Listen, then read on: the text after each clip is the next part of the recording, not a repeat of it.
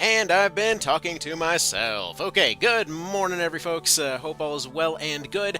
Sorry for the technical hiccups that happened on the way here. Basically, OBS has this weird thing where if you want the chat thing to exist, you basically need to be focusing strictly on OBS as far as your computer is concerned. But if, like, as soon as you leave it, it just disappears. So if you try to connect it as a separate box, you'd think that would be the obvious answer. It's like, you know, just go record this other box and then put this other box on top of it, throw these pictures in the background, all well and good. Except that doesn't work either, because as soon as you go and click on anything else, it just disappears again. I don't know why they designed this way. It's kind of asinine. It seems like it's more effort to make it worse, but whatever. Anyway, so yeah, ultimately had to go reconfigure RetroArch to not pause things upon leaving the screen, and then just kind of technically play it in the background, so there might be a little bit of input lag, but whatever, we'll make it work.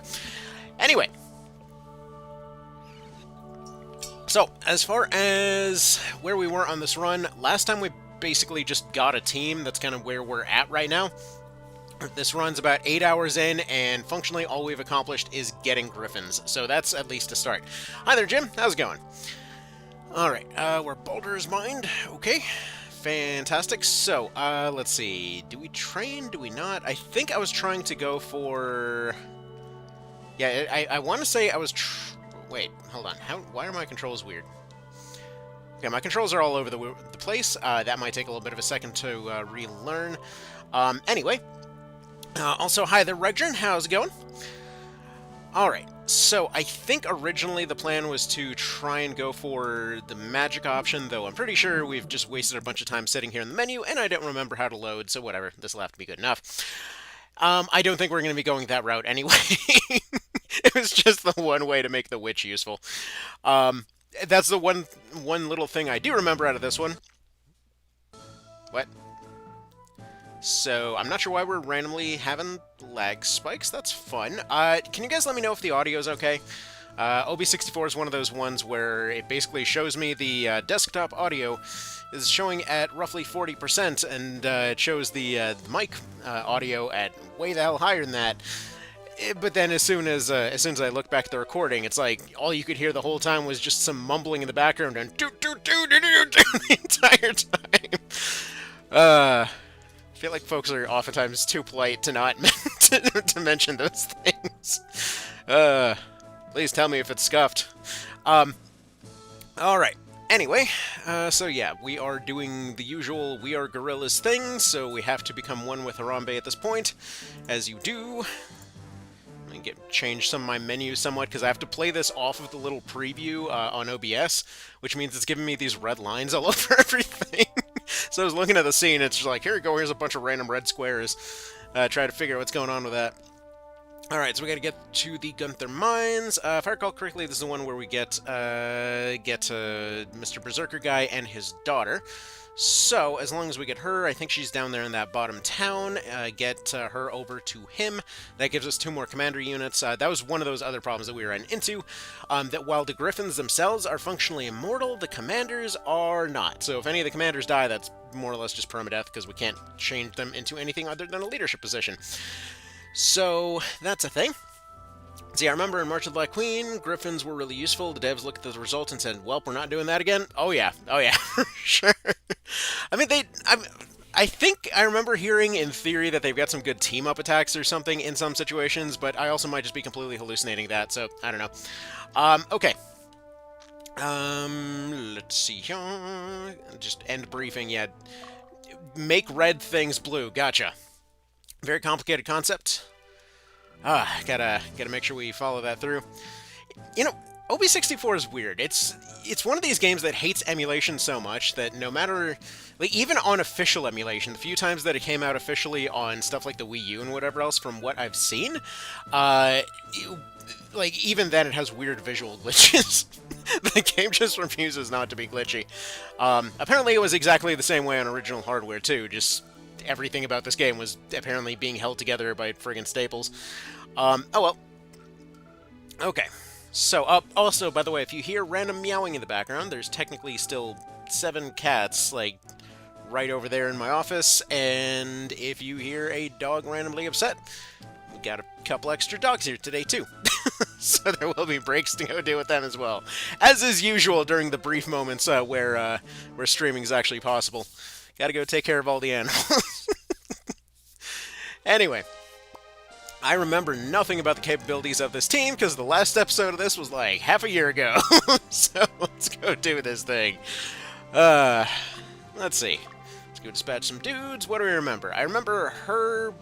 Oh, yeah, right. I forgot we're limited to 3 units per squad. Alright, that's cool. That's cool. That's... You love to see it. Okay, I want to say we probably want Troy... Probably want Troy doing some business over here. Let's go ahead and see who else we got. Leia, I would imagine, would be pretty good. I want to say she almost got wiped out during one of the previous episodes, but I don't remember for sure. Okay, the witch definitely has to go do something. For some reason, she's been one of the MVPs of this team, and I don't remember how that even happened. Berserker guy's probably going to get replaced. Also, once again, just asking here, audio. Can anybody confirm the audio situation by any chance whatsoever? Alright, we're gonna put a couple of squads over here, just to keep our base defended. And that's probably all well and good. There. That should be good enough to see everywhere dealt with. Yeah, it's always weird to go back to OB64, and it's like, you can zoom in, but this is as far as you can zoom out. You can, like, do this whole thing. You got turbo mode over here, and a mini-map. Alright. We're under attack, she says, while attacking somebody. The true Texas mindset. See, audio could be louder? Unexpected. Alright. So, they're probably... Interesting. Alright. They are programmed to attack the exactly wrong thing. Alright, quick refresher, by the way. Why is it that this team is kind of shocking in terms of being able to accomplish anything at all? This witch, she is the most useless form of witch. She is a poison witch. Poison in OB64 is, basically completely pointless. Its one and only possible use case is against just bosses, basically, because all it does is level somebody down, but it can't stack. Unlike the fairy move, which can. It's strange. It's unclear why it's even there.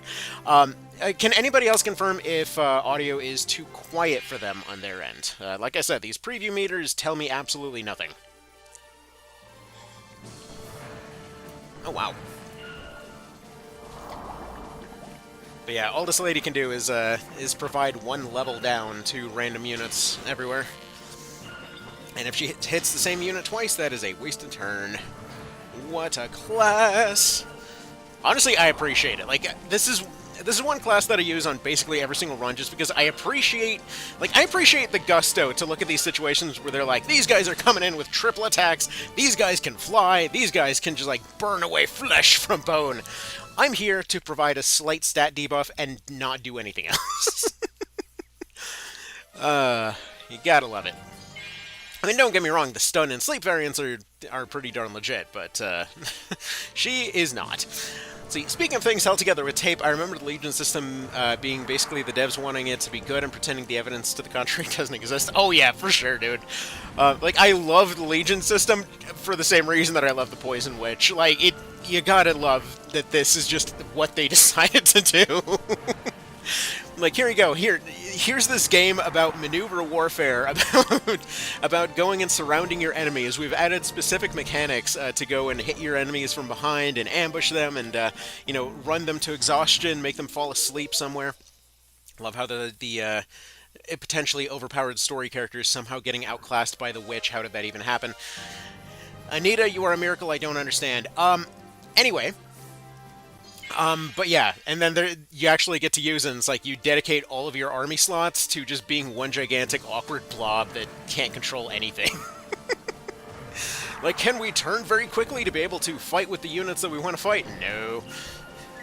Like, do we move faster? No. Do we get some kind of offense bonus? I mean, technically kind of, if you count 1 extra damage from spear rushes, like, I guess. Alright, Leia, you suck.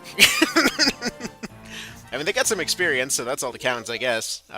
Guess we're gonna have low alignment Leia this time around. I don't know if that means anything, but it's technically a thing. But yeah, Regdrin, how's the audio on your end?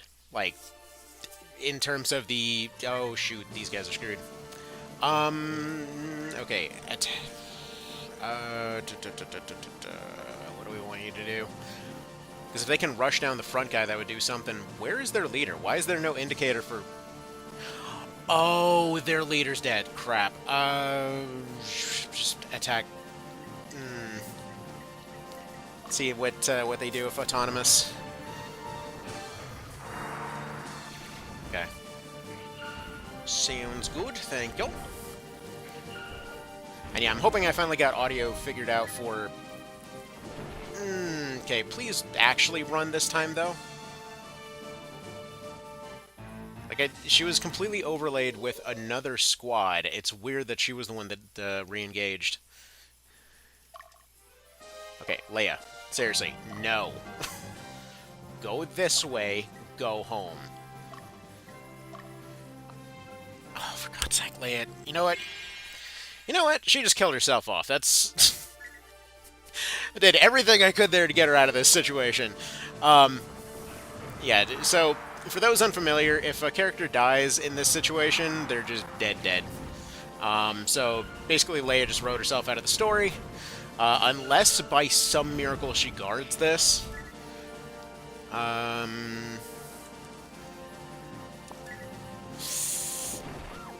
no. Best we can do is run. If they'll actually run this time. Yeah, this is why Unicorn Overlord had that unit swap mechanic, because you can't die here. Oh, you sure can if you would just listen to your damn orders and get across that bridge. Oh, now you retreat. Way to go. Now you finally frickin' retreat.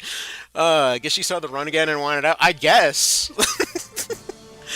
Like, it's weird. So, okay, to explain what happened there, I think, on a mechanical level, maybe as somebody that's more familiar can explain it a little better, but when they retreat, they're supposed to just kind of launch themselves backward like they did on the third attempt there. She's permadead now? Oh, yeah. So, according to the rules of this run, I can't revive units, because just because of the fact that they wouldn't be in the party slots. So, named characters or just human characters are only allowed in the commander slots, because it's supposed to be a Gryphon-only run. So if I bring anybody else over to have them revived, then they would, not be a Gryphon party and all that. So unless she somehow managed to zombie her way over to a town that had a revive in there, there's nothing we could actually do to get her back up on her feet. There might be items for reviving. I'm not actually sure. I think there aren't in this one. I actually have no idea. But if there are items for reviving and we get one of those before she zombifies, then she'll be brought back to life. But there's something to the tune of, like, I want to say it's like a coin flip chance at the end of every fight for any dead unit to zombify, and then they're just permanently a zombie and written out of the story. Do you only stream on YouTube? Yeah, these days pretty much. Because this is where the audience for this channel is and stuff. See, she heads backwards from her facing direction. The river blocked her movement. Yeah, that's where I was trying to get to. That she was trying to retreat, and then she was just basically stuck on the corner of the bridge and kept bouncing back into them. There. Now Troy's getting into it. But it's kind of interesting because this creates this interesting dynamic with OB64, where you're kind of forced to take engagements that you didn't plan to, due to dumb shenanigans like that, which is kind of a mix of frustrating but also kind of cool, I guess. Yeah, it's weird how that works. Like, it's a very weird feeling, because it's always like, oh man, screw this, but also, man, that was actually kind of cool, though. Found it weird that people forgot how to ford rivers between March of the Black Queen and this. Oh yeah, no, like, Destin was working on those friggin' seal drills all weekend. Magnus is over here like, nah, dude, I'm too busy just over here just staring at my picture of Yuma. Like, I can't possibly train my soldiers. Let's see, let's go probably reinforce here. I don't see any Hawk squads. One more thing I should probably mention, because this will seem weird for folks that haven't played this before. You'll occasionally see moments where we stack a whole bunch of units on the HQ. The reason for this is Hawk squads. So I'm going to go ahead and send one scout out here, because I don't remember. But a lot of maps will simply start off with some Hawkmen hiding in the mountains and stuff. and they'll just basically kind of send everything at your base, and if you lose your base, that's game over. So, so yeah, there's just random ambushes that happen if you decide to leave your base unattended. Can you use heal items? Yes, but heal items have to be carried by the team.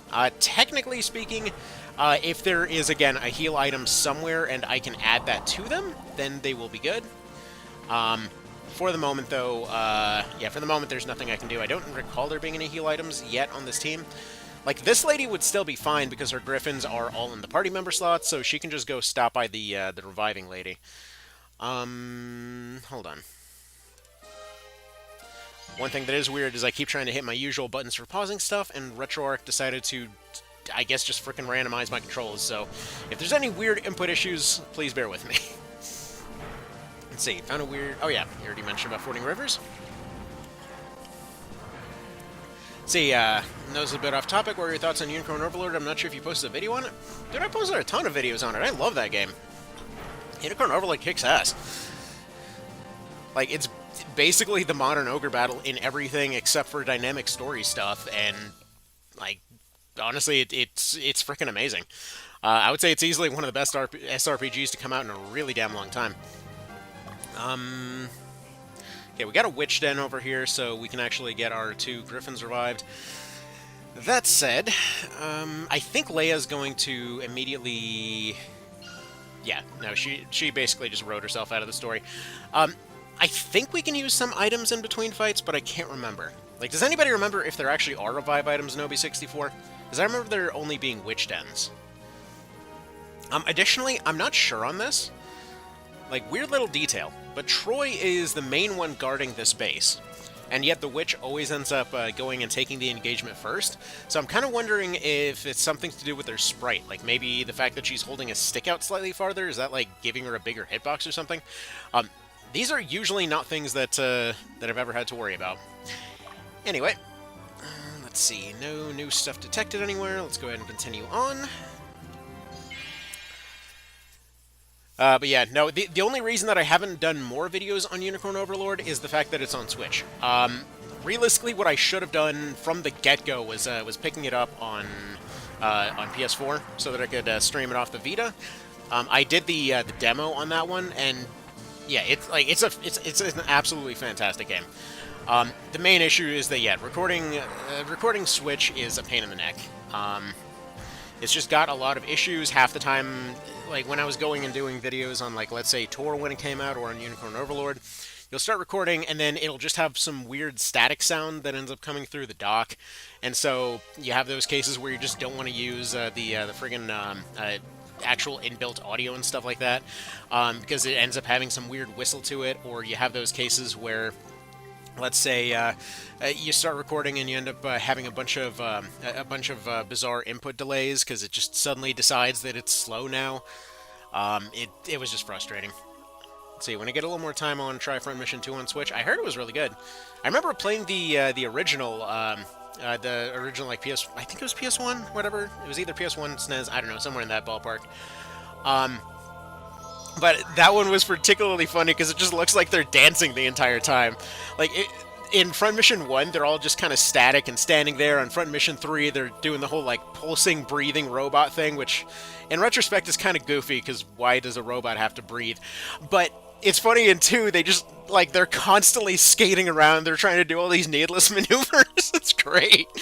One was on SNES? Okay, that makes sense. It probably was on PS1 then. I just know I played it on the PSP. Like, it was one of these cases where it just basically wasn't available, so I was like, well, you know, sail the 7 seas and try it out on the PSP here. Because I had no idea what it was, I had no idea where to find it. I took a look on eBay and then realized I didn't have enough kidneys left to make that situation happen, so... such is life if you like retro stuff. Okay. Let's see. Berserker guy's taking over. Anita's gonna need some time to recover. This scouting mission is probably not gonna go anywhere, to be fair. But better safe than sorry, you know? Get our last deployed over here. Let's see, Troy's heading back. Base is probably safe, so we'll probably just probably send her over this way. However, we can go to the shop. Do we have any revive consumables of any kind? By the way, for the record, just so you know, Revive Stone is to get rid of petrification, not to get somebody back to life. See, wondrous fruit brought to this world by an angel. Restores all stamina, or a quit gate that warps the fabric of space-time and warps a unit back. Okay, we already have some of those in the bag. We already have some heal packs. I should probably stack up on more heal packs, to be fair. Alright, whatever. We'll leave that as it is. It's actually funny that we're having so much issue on this absolutely basic fight. Alright, what is your condition looking like these days? Yeah, one thing I really prefer about March of the Black Queen to 64 is that you don't have to go through 2 extra menus to see everyone's condition. You can just kind of see them immediately on clicking. It's weird that that's an issue. Okay. So, Cheyenne, you do not need to stay. You need to go after this unit over here. Alright, looks like there's an Altar of Resurrection in the game where they are... Oh, right. It's the same altars that they have for Night of Lotus, right? Dude, I totally forgot about that. It's... I don't know what it is about this game. Everything just kind of comes in one ear and goes out the other. Like, I remember liking every part of it. I just constantly forget what the hell's going on in it. Alright, I think it's safe to assume that there's probably no hawk ambushes. But just in case, we'll go ahead and have her do one more little scouting trip here. Go ahead and circle back and meet up with everybody in town over that way, because you never know. Sometimes they really hide them in the far corners of the map. Like, OB64 loves its ambushes, and part of this is going to be constantly misremembering where stuff is, just so you know. Okay. Yeah, Magnus's team is going to be one of the few that's actually legitimately a threat to anything. Just courtesy of that healing sword there. He can actually have some form of attrition resistance. Go start breaking out all of those would Magnus survive other games tier lists. This guy can heal himself. So can everybody else, but he can too. Alright, yeah, Altars of Resurrection, I want to say we can just find them as random drops now that it's kind of coming back. We can get them from some stores, we can get them as drops. I don't know if we can use them outside of Witch's Dens, or, sorry, outside of fights. So it still might be impossible to have her because she can't be deployed. So if we find one on this map, that would be something. What's this? Well, what would the odds be of them suddenly getting an Altar of Resurrection there? See, space-time technology, 150 goth, hard leather armor, also 150.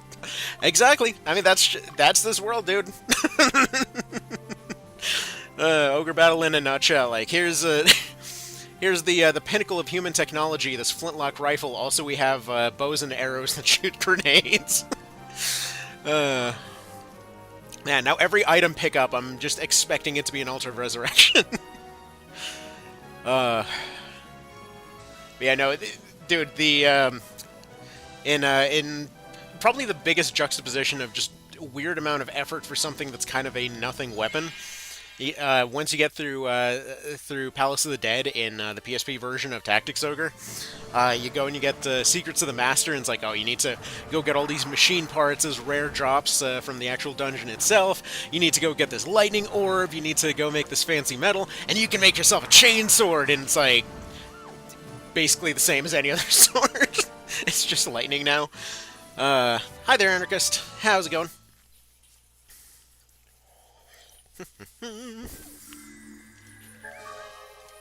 Still not an Altar of Resurrection. Okay, so Cheyenne is looking decent here. Does she run? No, I think she takes on these other guys. Alright, I don't know what their deal is. I'm going to assume they're probably not too much of a threat considering they're a Beast Tamer squad. I say as if that really says much of anything. Alright. Hi there, Arthur.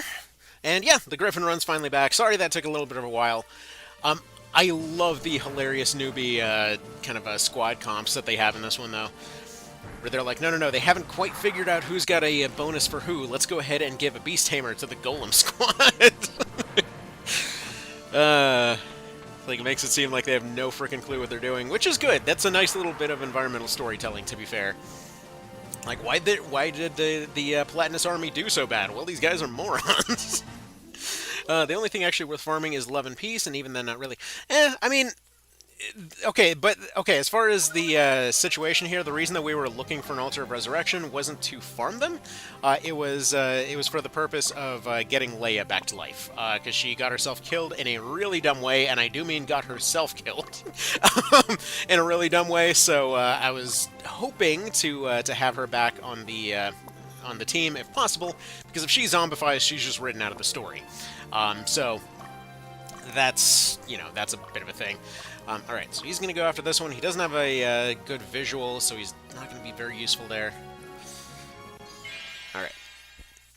So there's that.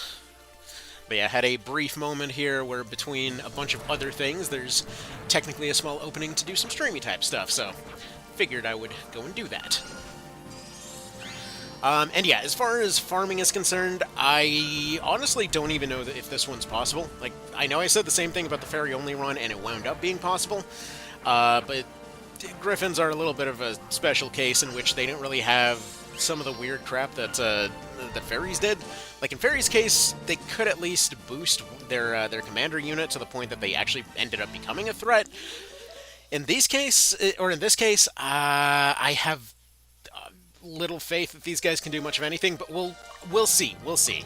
You know, there might be some like as of yet unseen tech to this. I don't know. All right, we'll go ahead and actually change this a little bit to get Cheyenne over to this stronghold. Anita, are you looking healed at any point, or are you just gonna spend forever taking a nap? Okay, she's all good to go.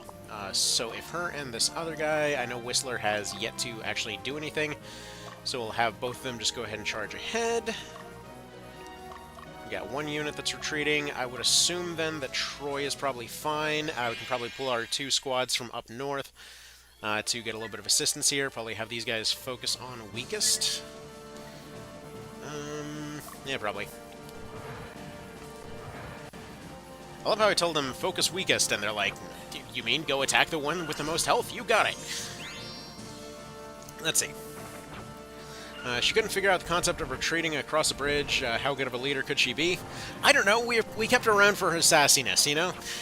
See, every time I play this game, I dupe the alignment thingies. Can't be bothered. The Affinicus, or however you spell it, when they evolve are not so bad. The game can be beaten with only unique units. I'm sure it can be with Gryphons. Yeah, probably. Probably. I would like to avoid using the birthday thing if we could this time, but mostly I'm worried because of the unit count. Because we had those cases where, for example, during the ferry-only run, I had lost a ridiculous amount of units to petrification. Like, the very first time that I played this was a ferry-only run.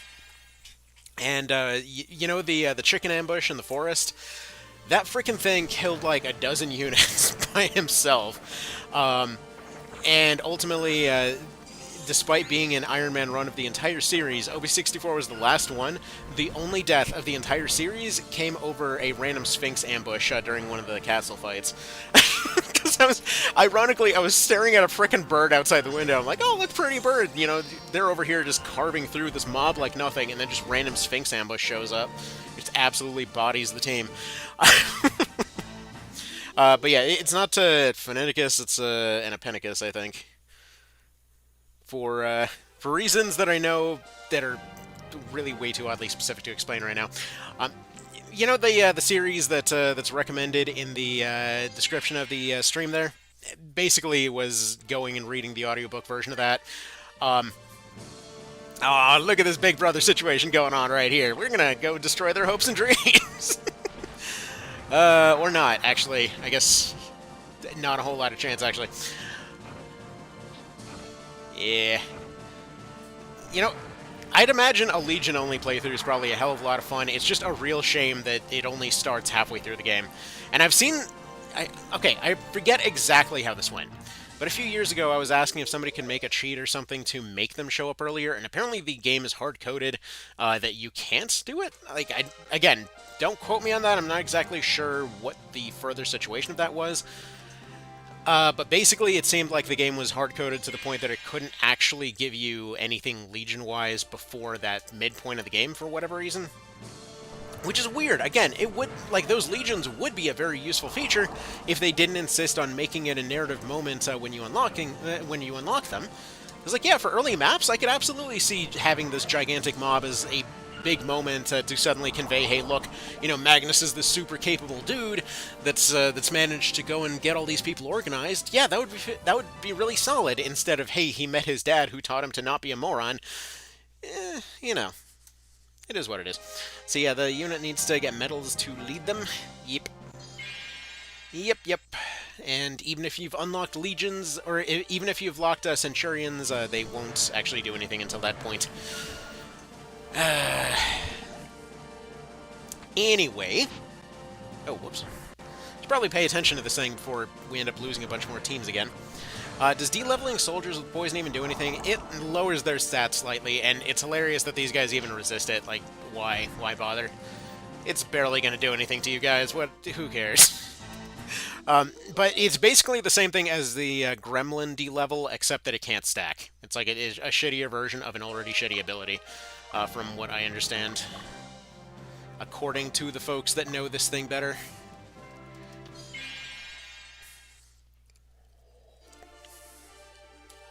Because, like, any version of Tactics Ogre, I know a hell of a lot about. When it comes to the Ogre battle games, I kind of know them. Alright. I actually forgot to check on the results of that poll in the background. I wonder what the second stream's going to be. Because I had put up a thing asking what folks wanted to see, and it seemed like XCOM 2 was winning that one.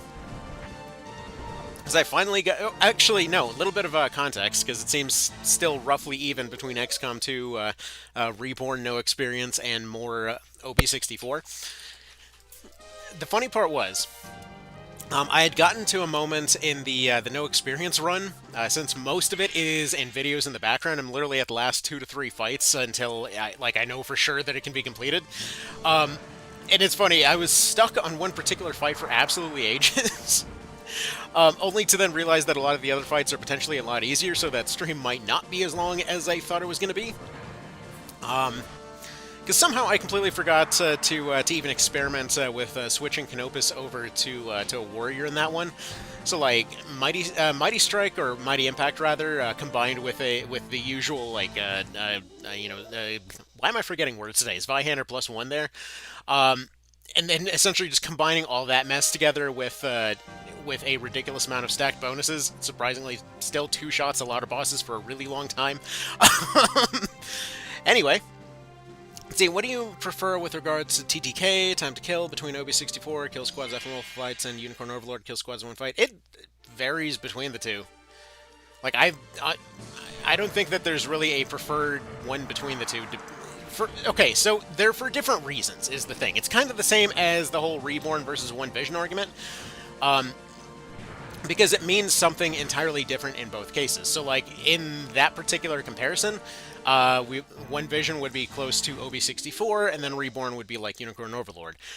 Where, okay, you get the nice kind of skill feeling when you're going through Unicorn Overlord and stuff like that, but sometimes you have those moments when you want that kind of churning fight feeling, you know? Like, in most cases, I would prefer the Unicorn Overlord method, but I really like the constantly shifting out units that this one does.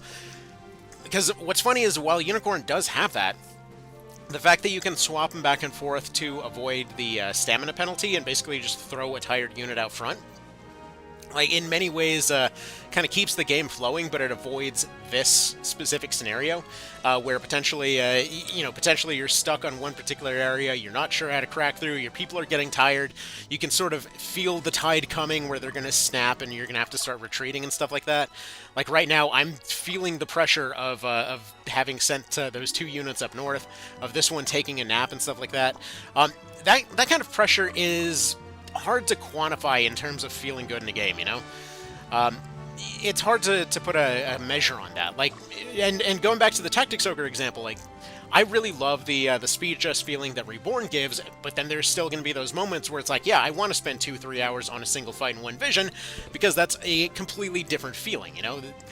Same overall game type, but completely different feeling. I guess you could make that whole, like, COD versus Battlefield argument there, too. Hi there, Trung. Nice to see you. See, stamina fruit are so cheap you can just ignore the stamina system, though. Yeah, but they require extra menus, and I constantly forget. So, I self-imposed accidental hard mode on account of being a moron. Thank you very much. Alright, let's see. This lady's doing a little bit better, so let's go ahead and send her back in. Let's see. I mean, like, in most things, don't get me wrong, in most things I absolutely prefer playing Unicorn, but there's a lot of, like, little flavor things that this one does that I really, really like. Like, this whole feeling where you have to kind of coordinate between tons of different squads to potentially take one choke point, that feels really good. It's not, like, executed to perfection or anything, but it is an interesting feeling. Okay, let's go ahead and send you out, and hopefully don't lose a city along the way, because they might send somebody over the mountains. Hopefully they won't. See, they didn't do it well for the endgame, though. It's insanely easy to have all your units blow through anything late game. Oh, yeah, for sure, for sure. Like, no questions asked over there. OB64 did handle that a little bit weird. What's funny is I don't know if it was intentional, because, like, in March of the Black Queen, you can tell it was intentional that you were meant to be doing that, because they almost make a joke of it. Like, you basically get to that one fight with a Gares there. It's like, here you go, here's a boss squad as your first enemy. Oh crap, this is going to be difficult. Here's 70 more infinitely spawning squads of that same enemy. Like, uh-oh. See, does endgame OB64 move quickly? The maps get very big. They do, but it's so easy to alpha strike stuff in some situations that it's not even funny. Like, again, going back to that ferry run, all those guys were able to boost up, I think it was Magnus in that situation, to such a frickin' degree that he killed the boss before we even got to Phase 2. Apparently you can skip Phase 2. I didn't even know there was a Phase 2 until Vale was telling me after the fact, like, yeah, there's supposed to be a Part 2 to that fight. It is a little funny, though. Yeah, I mean, RPGs, what are you going to do? There's no way to have perfect balance in any of them.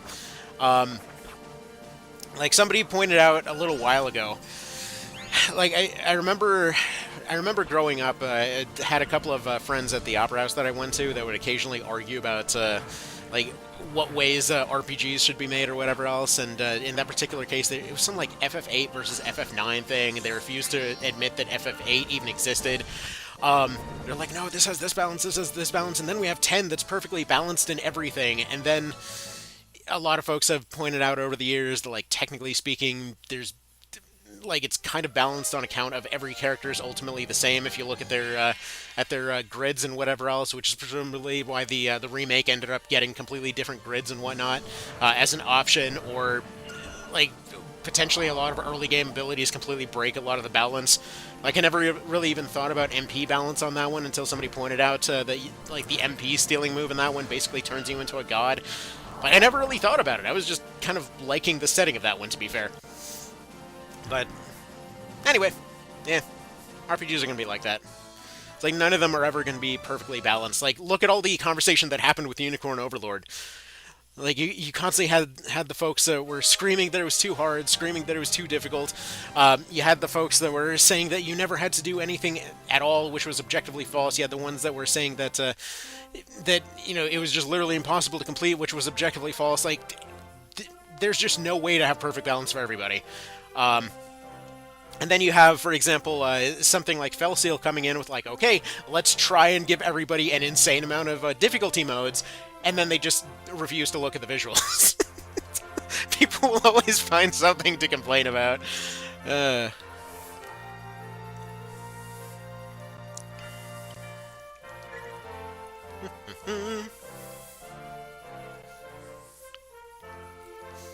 Why are they so worried? They're worried because we're about to give them a squad of birds. And yes, there are achievements activated for this one. Okay, finally got those working. Alright, I think we can deploy one more squad, so let's go ahead and give her a team. Do we have any more spare Gryphons? Wait, hold on. I have to remember how the menu works. Give me a second. We have to achieve the arcane knowledge required to figure out how the hell to do anything on this menu. Character commands. That sounds right. No, it doesn't. Let's go to unit commands. Form a unit. There we go. Alright. We have one unit capable of being a commander, and that will be you. Alright, Katrina, let's move you back here. She's probably going to be one of our better commanders, actually. In fact, let's go ahead and give her both of the currently dead Gryphons in order to let's actually give her something to do. Go ahead and swap them like this. If you're wondering about the formations, by the way, the reason I'm not putting them close is because it probably would put too much pressure on one of them, which would probably end up taking a lot of unnecessary damage. Okay, so they are registered. Now we deploy them, heal them, all of that kind of thing, and now I gotta remember how the hell to get out of this menu. There we go. Yeah, when it comes to menus, Unicorn definitely wins that one. Actually, there was a video I was requested to make on comparing the differences between OB64 and Unicorn. This save file was going to be one of the ones used for that. I just wanted to get to the point of at least having legions so that we could compare the different like formation types and whatever else. Because there was so much that was an improvement there. It's hilarious. Okay. So can we launch Katrina? We sure can. Let's go ahead and move her to this stronghold. Let's go ahead and get Berserker guy going. Yeah, actually, even compared with March of the Black Queen, one of the things that really bugs me out about OB64, probably one of the things that makes me not play it as often as like I think I've gone through March of the Black Queen probably a dozen, maybe 15 or so times at this point. Like, I love going through that thing. When it comes to OB64, I've gone through it a handful of times, maybe 3 or 4 or so. But the thing is, the fact that you can't pause when you want in a game that wants you to issue commands all over the place is really frustrating, because it's kind of got the same problem as Tactics Ogre PSP, where you'll have an idea, you know what you want to do, but you can't do it yet because you haven't, ground up the prerequisite skills or found the right items or whatever else. Okay. In this case, though, it's more so that the UI refuses to let you kind of chill out there. We're about to lose some reputation on account of losing that town. That will be a regular issue. Anyway, now we can go ahead and get this guy moving this way to try and intercept these guys over here. I imagine the lack of Alpha Strike potential on any of these guys is going to be a very regular problem. In fact, this run might actually be one of the few cases where using legions might actually be useful, because it's one of the few cases that we can actually improve a Gryphon's damage output. Let's see, the game I played that handled the RPG snowball effect the best was Super Robot Wars of all things. Doing very well and getting the battle points and missions made the game harder. Interesting. I need to look at Super Robot Wars more. Like, I have 1 and 2 of whatever that version was on the GBA. Started and stopped those multiple times because I had no clue what was going on, but it looked really cool. See, the shadows on that scene were in opposite directions. Yeah. Sounds like an OB64 thing. Let's see. I don't know if you are playing Sword of Convalaria, but I seen you made a video about it a few months ago. Can I join your guild? There's a unit literally is Agris who turns into make unit Ravenous. Huh. I mean, I was planning to cover it a bit, yeah. Like, it's one of these cases of a game that I'm not insanely excited about or anything, just because of the whole freemium model, but that being said, it did seem competently made and stuff, so, it was interesting. There was interest to cover it, so yeah, I do plan to cover it. You might have noticed the overall catalog of stuff that I've been covering has been dramatically shrinking over the last few months here. This is a phenomenon known as the kids are on summer break right now, and oh my god, it's absolutely exhausting. So, like, I have a backlog of like 7 or 8 preview codes that I still haven't gotten to.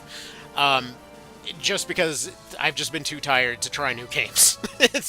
It's been one of those kinds of situations. Like, these few days right now are one of the few exceptions because, well, essentially a huge chunk of the family went on one big camping trip, and I'm usually on dog duty, so yeah, got a little bit of recuperation time and stuff. See, I'm thinking I'm probably the only person ever who thinks Final Fantasy 13-2 is the best RPG of time-traveling Pokemon in the series. I've actually seen a lot of turnaround lately on opinions of, like, 13, just kind of all of the 13 games, which was kind of unexpected. I remember hearing so much crap about those games back in the day. Honestly, there was too much going on for me to figure out what the hell was going on. I never played them personally.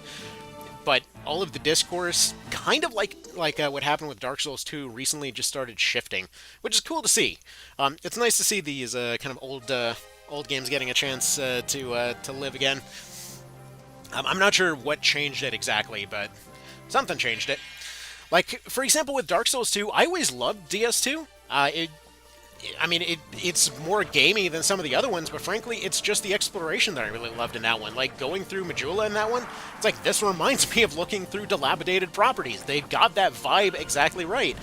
You know, going through stuff like the lighthouse area, they reminded me of Half Moon Bay in California. We had cases where, like, all of the ship areas reminded me of going through random caves in kind of the center of the U.S. there. Just, it managed to really nail those feelings of exploration, and I really loved that. Like, the sheer amount of weapons, the sheer amount of kind of style choices that there were in that one, I loved it, and would regularly end up hearing that same opinion of like, oh, it's just the worst one, this is just such garbage. Until recently, yeah, people started appreciating DS2 for exactly those same reasons again, and you love to see that. So it feels like, yeah, the 13 games are seemingly going through a similar thing. Again, I don't exactly know what their deal is, though. Let's see. The Agrius unit is cool because she has a spear in one hand and a sword in the other. Each turn has a passive where their spear fan turns into a flag, giving more units damage resistance and movement boost. That sounds like a thing from Symphony of War there. But yeah, hopefully this time it's as good as people are saying, because I remember hearing stuff about War of the Visions over and over, and friggin' just hated that game. So hopefully that's a little bit different this time around. Like, I think it was something like 160 fights or so into War of the Visions. I'm like, there's some surface level comparisons, but none of this stuff is adding strategy whatsoever. Like, I'm here for the strategy, I'm not here for number go up shit. Alright, let's see, here Spear is the one with the mermaid head in Knight of Lotus, Longinus, or however you spell it. Are you sure it isn't, if it's actually literally meant to be Agrius, like if it's a crossover or whatever else, I would imagine they went for Holy Lands, because they had that one in FFT also. It happened there first.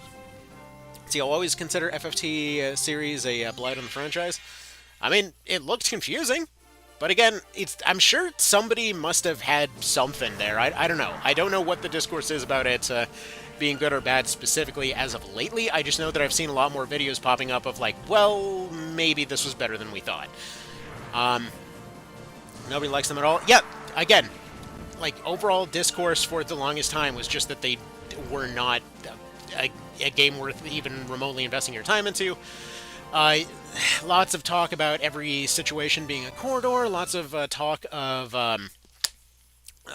for example, that boss fight that's like 14 hours long or some shit. See, 13.1, let's see, Insanely Railroads. 13.3 is the weirdest game ever, but I like the 13.2 neat little time travel and capture stuff. Yeah, 13.3, there was some dude that I used to watch absolutely ages ago that just randomly started doing 13.3 out of nowhere. It was like everybody's, I guess, in the afterlife or something, but also not really, and I guess there's some multiversal whatever nonsense going around everywhere, and I guess she's also Thor or something. I don't know. But it was just, like, every explanation requires 15 more novels of explanation. Oh, it was wild, dude. But you gotta appreciate the ambition. Like, at some point, their cocaine budget exceeded their production budget, you know? Let's see, War of the Visions is garbage. Anyway, played the Chinese version of Sword of Convalary. Haven't spent any money, period, but just fell in love with the solo story mode. Again, from what I saw from the demo so far, it seemed very solidly made. Like, the fact that somebody took the time to actually detail out all the environments and stuff, in that, like, I don't know, weird limbo zone, whatever you'd call that, that was a pretty good sign. Also, hi there, Earthsunder. See, my thing is how do you go from the FF12 Gambit system to that battle system in 13? I like to think that Matsuno scares people. Uh-oh. Uh-oh. June, you got some stories to tell there, dude. Why exactly did you go into this town and walk out with a witch's dress? What did you do? Okay. What is the situation of our soldiers right now? Because I've been ranting and raving this entire time with with little idea as to what's actually going on. That's one of the downsides of OB64. Is like oftentimes these fights have a tendency to drag on and on and on and on and on. Okay.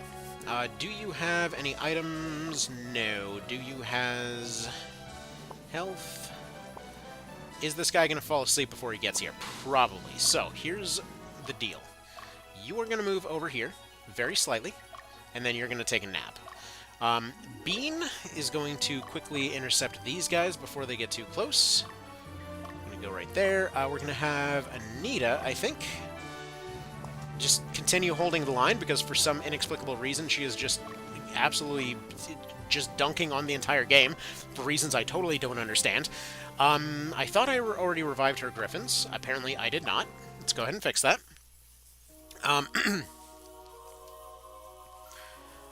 I see that comment. We'll address that in just a second.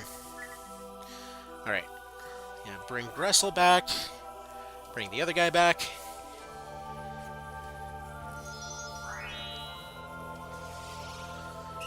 Now that I think about it, I don't remember where Gressel is in that Gryphon story. I know what happened.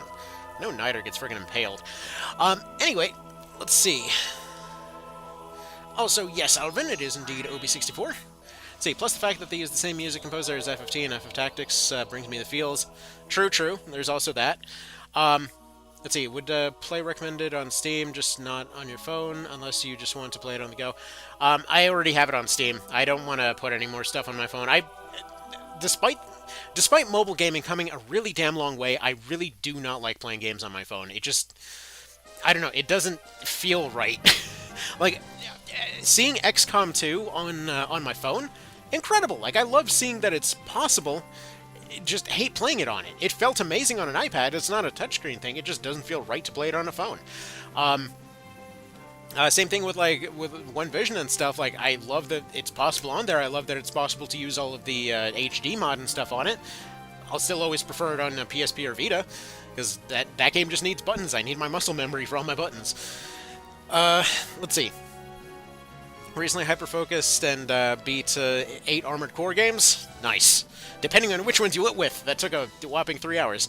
I kid. But yeah, no, it's really fun to go through a lot of Armored Core games. Like, 3 and Silent Line are probably my go-tos as far as just you want to sit down and go through one real quick.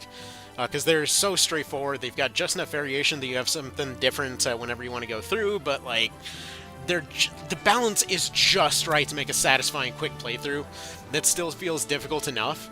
Like, you just get your rank 1 in the arena, you get your 1 story completion, and you're good for now. And it's just kind of always been a symbol of good luck in my head for the longest time. Alright, so to go back to the previous comment, he won't chase you if his leader is dead. Okie dokie, sorry for the interruption. Okay, let's go ahead and get back to it here. Yeah, sorry, it was on the phone, guys. Essentially, stuff is occasionally needed for camping trips and all that. Usually driving around all the dang time, so if anybody needs stuff, I'm the one they call. Anyway, so, let's see. Oh, yeah, so, first of all, the guy that was mentioning about the skull thing, like, yeah, I know what the skull thing means, but in that particular case, even when there is a skull, there's some cases when they'll go ahead and try and attacking places, or attacking particular units. So, like, if somebody falls asleep, sometimes they will. I forget if that, I'm pretty sure that still happens with skulls. And if there's let's say a town that doesn't have anything there, they'll try to get to it if they're close enough. But I think both of those are proximity-based, but either way, I couldn't remember the exact rules of what is where.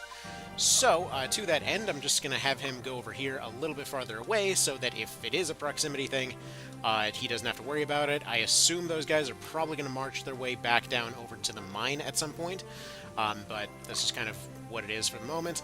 We're going to have June go over this way, because I have a feeling this town's going to have some issues later. Actually, you know what? No. Memories from this town, they're going to want to stay for the time being. And also, for some reason, I recall wanting to go explore the place. Why do I remember wanting to explore this place? Let's see, 99% sure they run away even if you are sleeping. It's more than possible. I just remember them attacking while sleeping. I might just be thinking of Unicorn Overlord, to be honest. Hyper-aggression while sleeping. They've gotten merged in my head now. Okay, so Let's see, nothing going on from there. These guys are attacking from here. We need... Yeah, we've got somebody on the wrong side of things on this direction, so we need somebody in this town stat. So you get in there right now. Thinking we probably put Katrata over this way to deal with this Hoplite squad, because they're going to start being a problem very soonish. Bean? What's your deal? Are you injured by any chance? Are you good? He's good. I'm thinking Bean probably wants to go and swap out to go protect this town over here for the time being. Alright, let's actually just start playing Unicorn Overlord. Yeah, it is fantastic. Easily one of the best come out in a while. Alright, Troy wants to take his... What's your condition? Completely fresh condition. Let's go ahead and have you kind of open up versus these guys. And get a little bit of extra healing time in. I would assume Anita's probably going to be the one to eventually sort them out. Alright. Let's see, what did I miss here? Oh, we got some blasphemy I kind of would have agreed with at one point. So, alright, let's see what all of this was. So, have... It's either touchscreen controls obscure most of the game, or it's other problems. Yeah, I mean, there's also just kind of weird emulation issues that happen. Like, I hate the stutter on PPS's PP. That's why I don't use it more often.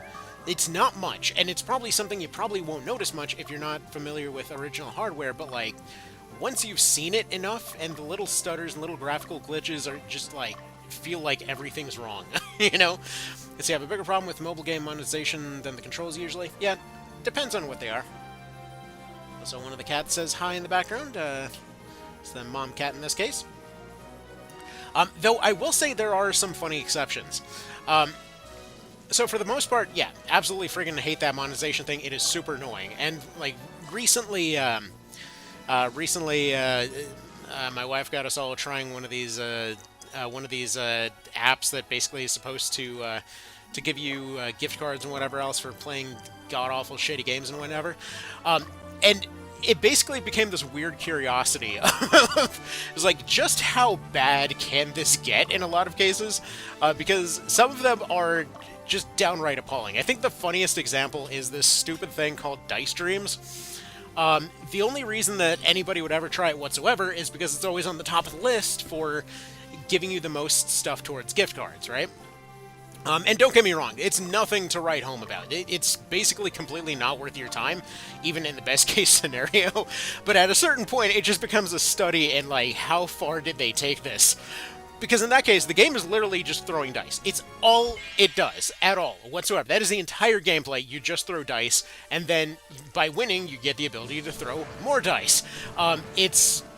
like, it is about the bottomest of the barrel that you could possibly get. It's the equivalent of somebody just throwing some dice in front of their face over and over because, you know, they're too lazy to pick up a rock. I don't know. They're just... it's as boring as it possibly gets, right? If you ever run out of dice in that thing, so far the record I've seen is 14 straight pop-up ads to give them a few bucks to give you more dice. Holy shit, dude! This is appalling.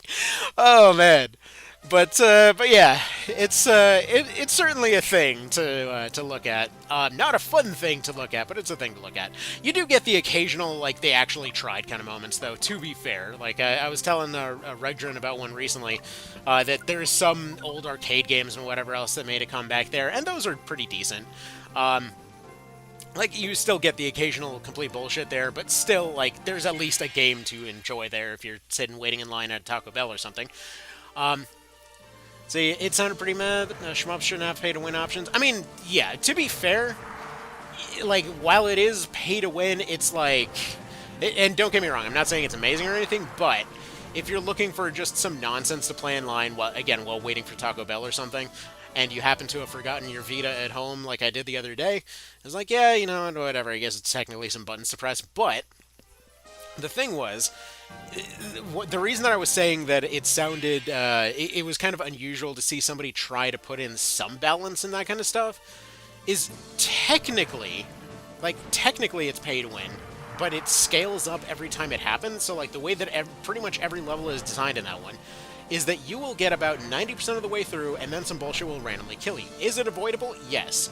Is it avoidable enough that somebody who is terrible at avoiding shmup patterns like me can't avoid it? Sure. But the thing is, at that point, it's like, would you like an ad to be able to finish this? And it's like, yeah, fine, screw it, okay, whatever. And so you do, right?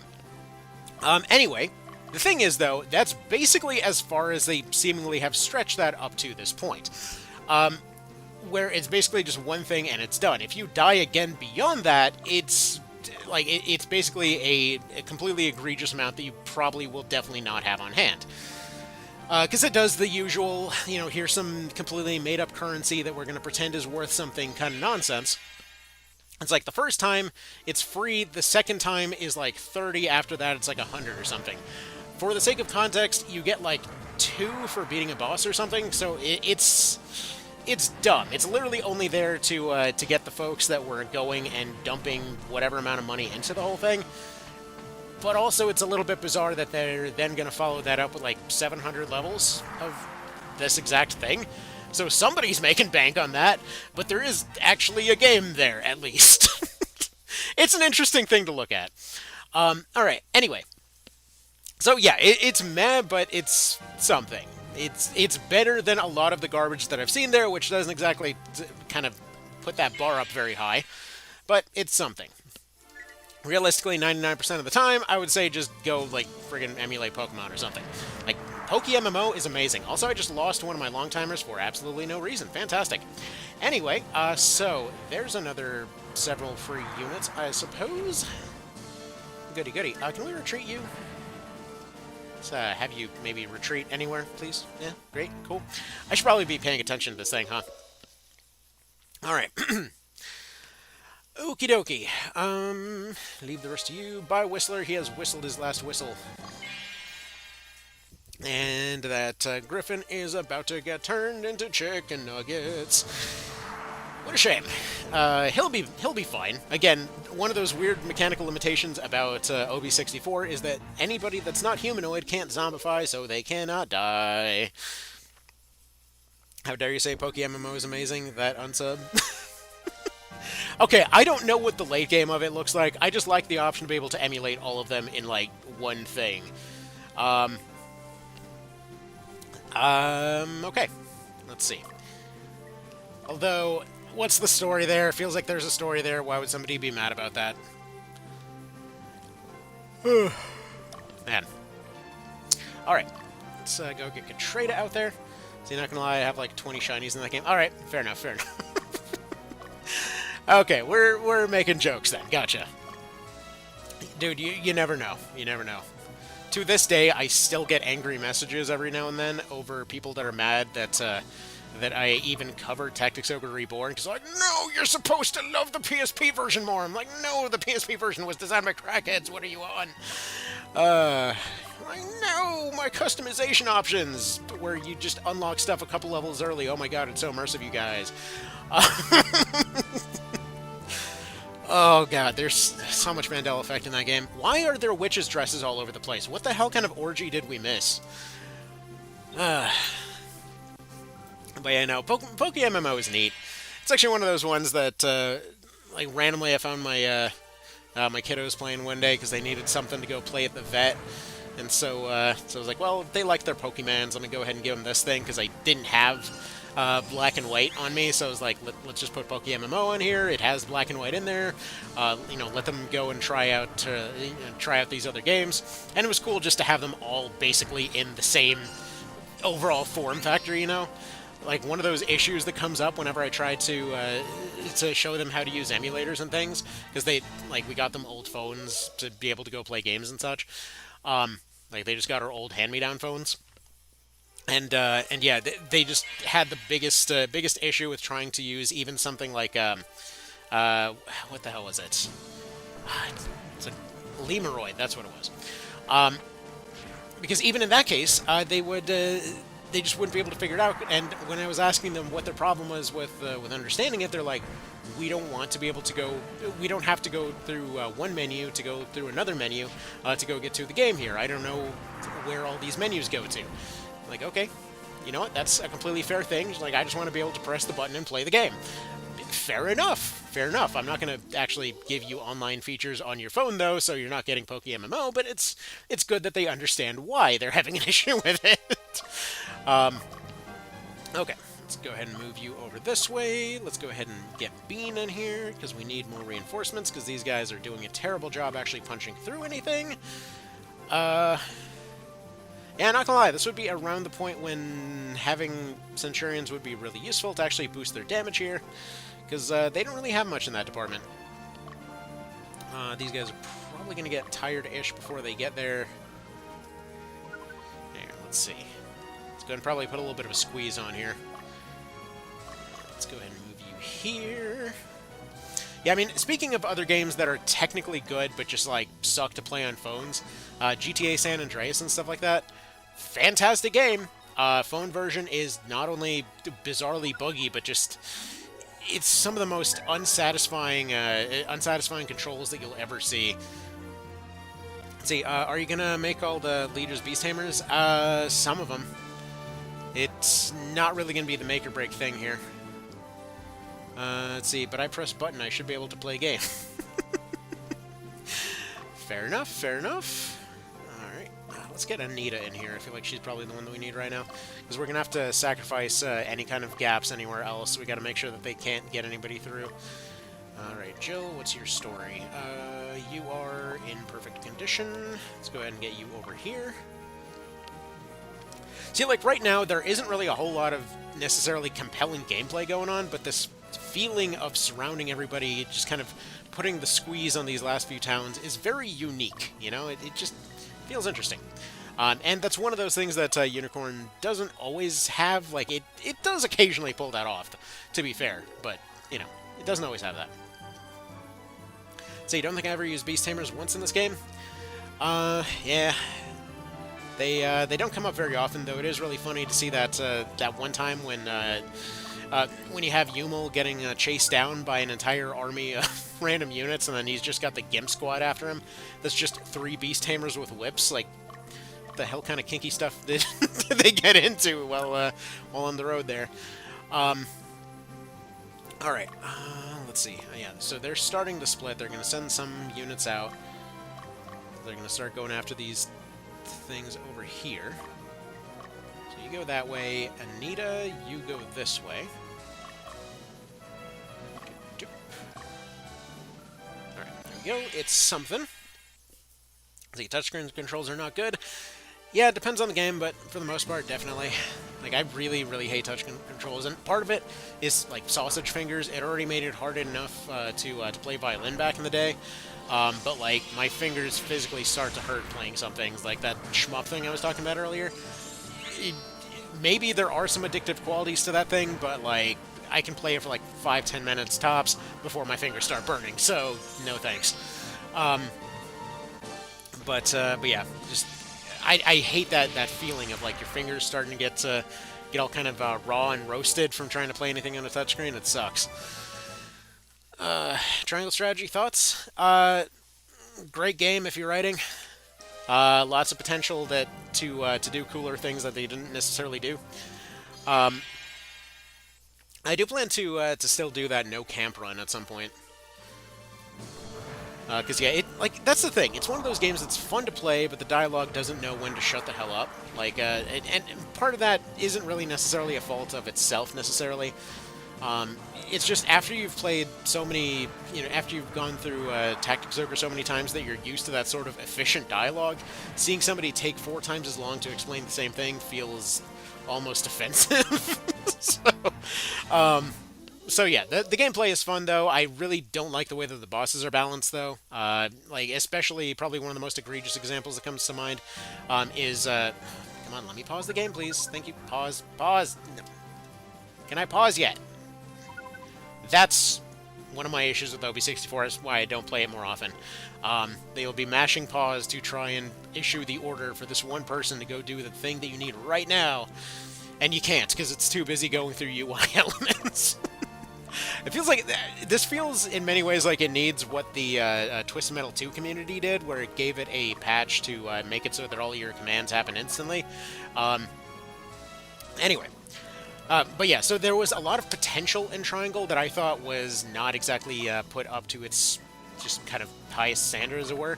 Like, the choice system is really cool, it's just only the last couple choices in which you're actually forced into anything, like it implies that, that it is. Like, if you're in hard mode, I would have expected that they would have rebalanced it so that you gotta pay more attention to the politics of the situation, but nothing. All that hard mode does is increase the health pools of some enemies. You get cases where, for example, there's the one politician guy that everyone teases for being crappy at fighting, and then he comes up and one-shots your tank, and it's like, you were just talking about how this guy is super weak, what the hell? So there's a lot of stuff like that, where it's just, there's a lot of like little incongruities that feel kind of weird. It's not necessarily a bad thing. Like, it's just classic, kind of classic design.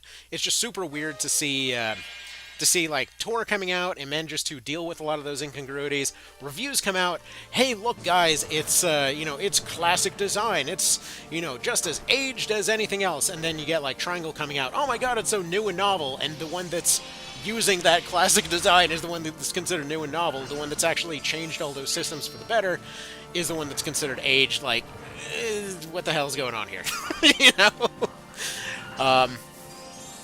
Kind of weird side rant out of nowhere, but yeah. But yeah, no. As far as a game, like in and of itself, Triangle's fun. It's got good loops, got good music, got some interesting stages. Wish they would have done more with some of those stage gimmicks, but it's fine. Like, I've been wanting to go replay it recently because Titanium was telling me they actually had redone some of the voice acting at some point, and I never noticed. So I would like to see what that is, see if it actually is better, because one of those memories that I have of playing it through the first few times, was just the voice acting being so insufferable that I turned it off. So, curious to see how much that's still the case or isn't. Alright. Also, I guess there was a little bit of lingering disappointment at the time over the item system. So what's weird is, not too far before then, you had Felseal coming out with just the best item system you'll ever see in an SRPG. It's just absolute frickin' perfection, right? Like, genuinely, I think that Felseal has the most perfect item system you'll ever see for anything, where you have a set limited stock, you basically adjust your limited stock through your crafting, so like as the game goes on, you improve your stock of items, it's automatically replenished for you, you don't have to worry about any background stuff, and both you and the enemy team have these, are going to be using the same stock system. And if you have, for example, somebody like a thief, you can steal items from their stock, they can steal items from your stock, and additionally, they actually brought in kind of a best of both worlds scenario, where, like, let's say, like, when your thief is going and using something like counter steal, they're going to steal enemy crafting components, just like it's, let's say, Tactics Ogre's version of steal. And then when the enemy's using it, they're going and stealing items from your item stock, giving you a reason to avoid that enemy unit. So, like, occasional contextual differences for these different skills, based on what side somebody's on, leads to some interesting different strategic stuff there.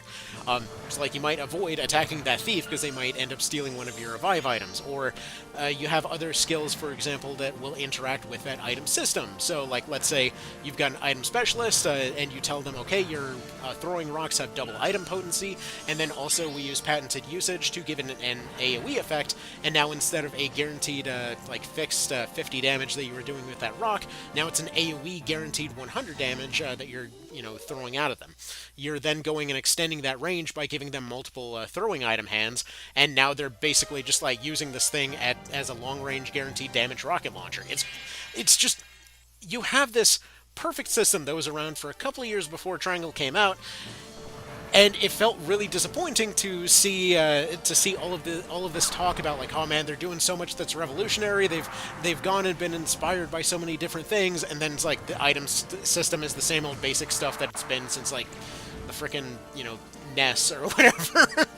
Like, it's just the same old stuff that's been done a million times. Like, if there was, like I was saying for a while, if there was a golden edition of that one or whatever they want to call it, I feel what it needed was fix that item system to be something interesting, scale up the stage effects. Like, the stage effects were a really cool idea that went nowhere.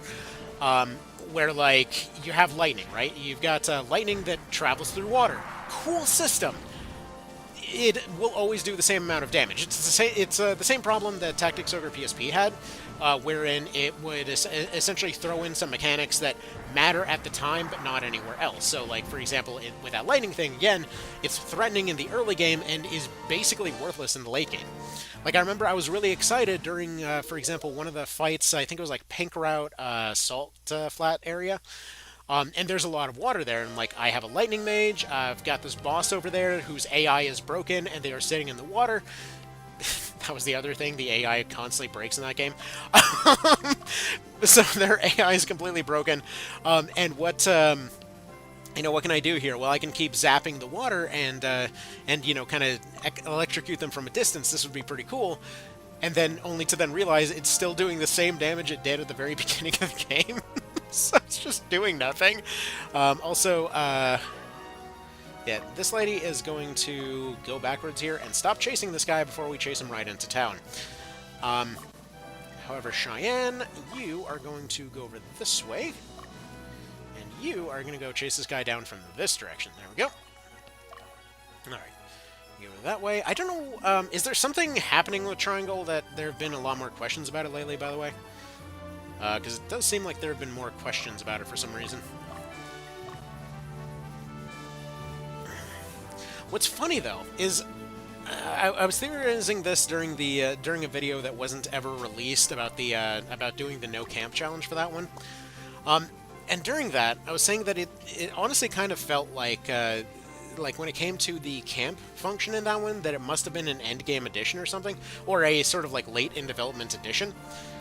Because it didn't really, like, a lot of it felt unfinished, for one thing. You had this situation where like all the people that are in the camp are just weird cardboard cutouts, and just basically are never going to move or anything.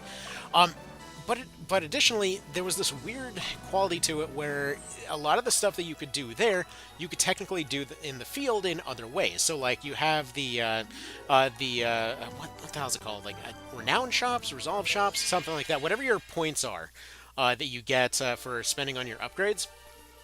You can spend those on field shops to get items and whatever else that you might not be able to get in other places. And when doing no camp, those shops suddenly gained a good bit of more importance, and that's really the main reason that I was even interested in doing that run in the first place. And cutting out that camp made the entire thing feel a bit more natural. Not completely, but still a bit more natural. Where you didn't have the random grind fights, so that was out of the way. You didn't have like 54 cutscenes in a row as soon as a chapter happened. Where it's like, hey, look, here's this lore dump, digest it at your own leisure. Because we can't be bothered to put it somewhere directly. Yeah, we're doing pretty poorly on this map, I gotta say. But anyways, yeah, in general, it kind of just, I don't know, it made it feel like that was maybe the intended result, I don't know for sure if it was, but it certainly felt that way. By the way, also, one more thing I should probably mention, again, out of left field here. Comparing Ogre Battle 64 and Unicorn Overlord, they made one change in particular that absolutely threw Unicorn kind of up ahead in the kind of race there.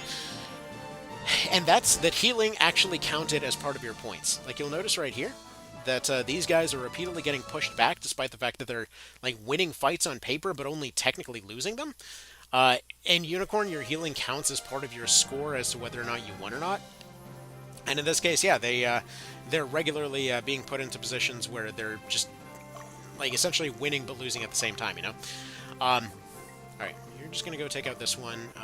You are gonna go ahead and pause and go back to where you were, and then we're gonna have one big rush and then finally wrap up this map. Yeah, definitely one of the downsides of OB64 is just how dang long it takes to get anything done. Like, this entire time we've been on basically one map. Not even basically one map, it's literally just been one map. If this game has a speedrun, this is not that speedrun. Alright. So, you go ahead and lock onto that guy. Troy is going to take this town. So, you're rested, right? Alright, well, you go ahead and provide a little bit of scouting over in this direction. Actually, not even that direction, just slightly closer right here.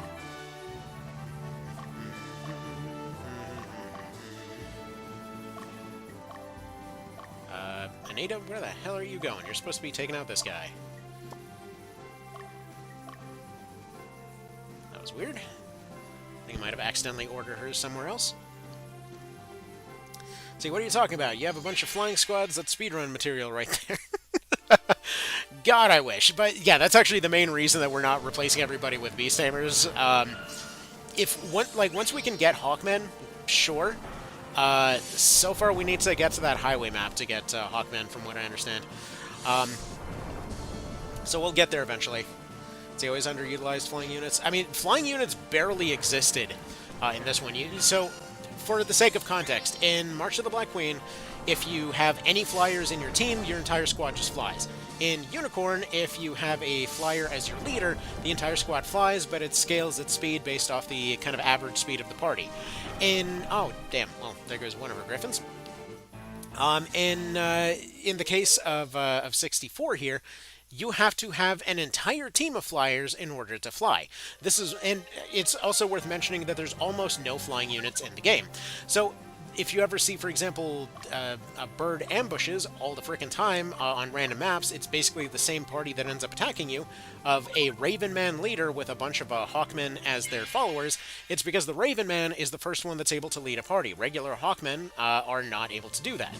So essentially, this means that they're potentially sending completely just like outclassing every part of you type units to go to ambush snipe your base at the start of many maps. But additionally, this also means that the only ones that can actually lead a flying team are going to be the Raven Men, unless there's some special units that I'm missing. And then as actual flyers go, you've got, I think technically you still have low flight on ferries, so I don't know how that scales down. But then you've also got your, you've got your Gryphons, and you got your Apinikai and Cockatrices. And I think that's it. Let's see, you can't have a Raven party leader for flying. You can have a Raven party leader, but not a regular Birdman. Or not a regular Hawkman. So, like, these guys would not be able to lead a party. Again, I might be misremembering, but I remember that being the limitation as to why they always send a Raven to attack you. Let's see, flying is pointless in this one. It's not faster unless it's on the mountains, and all it does is burn through stamina like crazy. Yeah, that's the other thing. Stamina's a bit of a thing. As long as the party leader was a flyer, it was fine. No. As long as party leader is flying, that's the Unicorn Overlord version. But in OB64, the entire party has to be flying. See, there's a Green Armor Hawk 2. I forget the name. Is that the unique one? It might be the unique one. See, Wyverns and Worms. Oh, shoot, right. Wait, what are they in this one? Are they low flight? I don't remember. I'll be completely honest, I don't remember. I don't think I've ever used a worm in this one. Okay. So, let's go ahead and get you back to base here, and then we'll start smushing everyone into this location. Good lord, Anita was taking so long to get there that this guy is just free to do whatever now. Dang it. Yeah. Alright. Go there, attach to this guy. Because she's over there trying to circle around the mountains, because it's technically slightly faster to take the path over from this side than it is from this side, because this is technically a bit more visible surface area. Hold on. Plays was saying that Angel Knights are also there. Totally forgot about Angel Knights. I always forget about frickin' Angel Knights. It's weird. They're in every game. I always forget that they're there. When the Angel Knights evolve, they get an ability to hit everyone on the other team. True. Yeah, their AoE is pretty fantastic. They would probably be the best at the job then. I don't think outside of that one map you ever run into Angel Knights, though, do you? I'm sure maybe some of the challenge maps or something. Alright. So we're over there. We're piling in. Alright. Want to like the Phalanx and Cataphract, but they just don't hold up. Yeah, tanks don't really tank too good in this one. So you can't hold a candle to Paladins and Dark Knights. Yeah, it's like with Phalanx and Cataphract, the main issue you run into is just they don't get the multi-attacks of some of the other ones.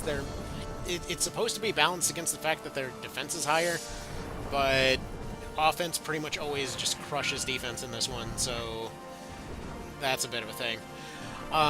See, Angel Knights is so freaking hard to get. Yeah, you gotta... It's only a small chance for it to happen. It has to be units under specific conditions.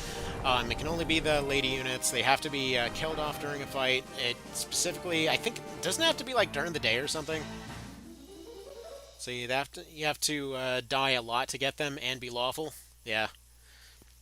Because I know Vale was telling me about... Okay, where the hell did Katrina, what the... Oh, right, she's going back to get her... Yeah, our reputation is going to be in the toilet after mucking this up this bad. Like, these guys have friggin' no push potential to them at all. So we're just regularly getting bodied while discussing random game mechanics. This is going so poorly. Okay. Alright, you just take a nap. Whatever. You... I guess you just might as well try to just friggin' bum rush this place. Because this is going real poor right now. Alright. You go here. See what you can do.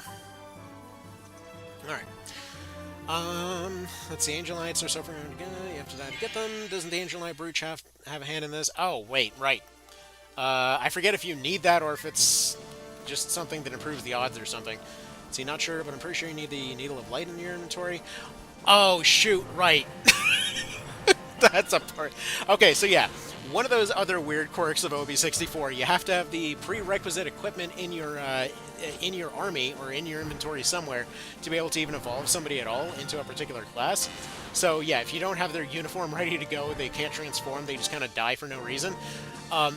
This actually leads to a funny thing where your, like, let's say your basic trainee soldiers, you can't actually get new trainee soldiers if you've sold all of their starting equipment. So, so if you don't have chainmail and short swords and bucklers in your inventory, you just don't train new soldiers anymore. It's such a weird limitation, dude. I don't know why they even put that in there. Oh, apparently there's treasure hunt achievements. Cool.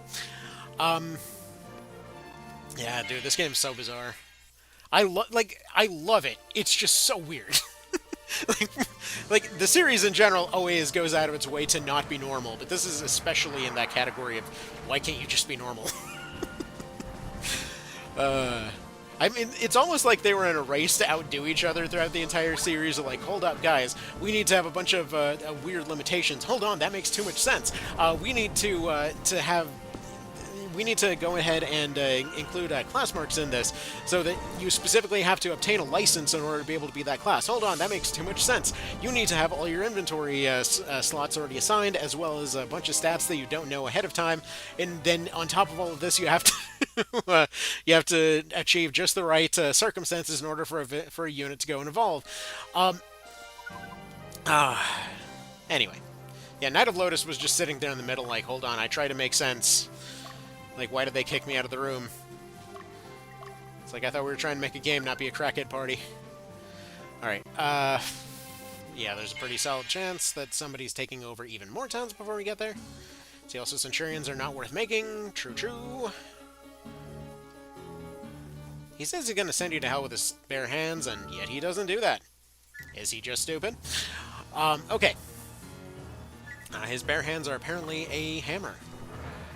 Okay, so I think a few rounds of this, we should be good to go. Out of curiosity, can we fast forward this? We sure can. Awesome. Okie dokie. So, then Troy gets involved, then Katrina gets involved, then Katrina hopefully gets her people revived before we end up leaving. See, last time I played, I found the usefulness of Swordmasters with their dodge skills, you mean?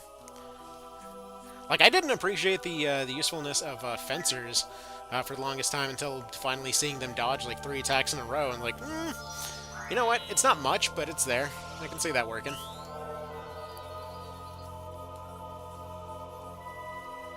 Like, they do be dodgy, as they say, in a good way.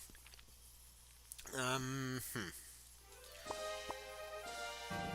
Alright.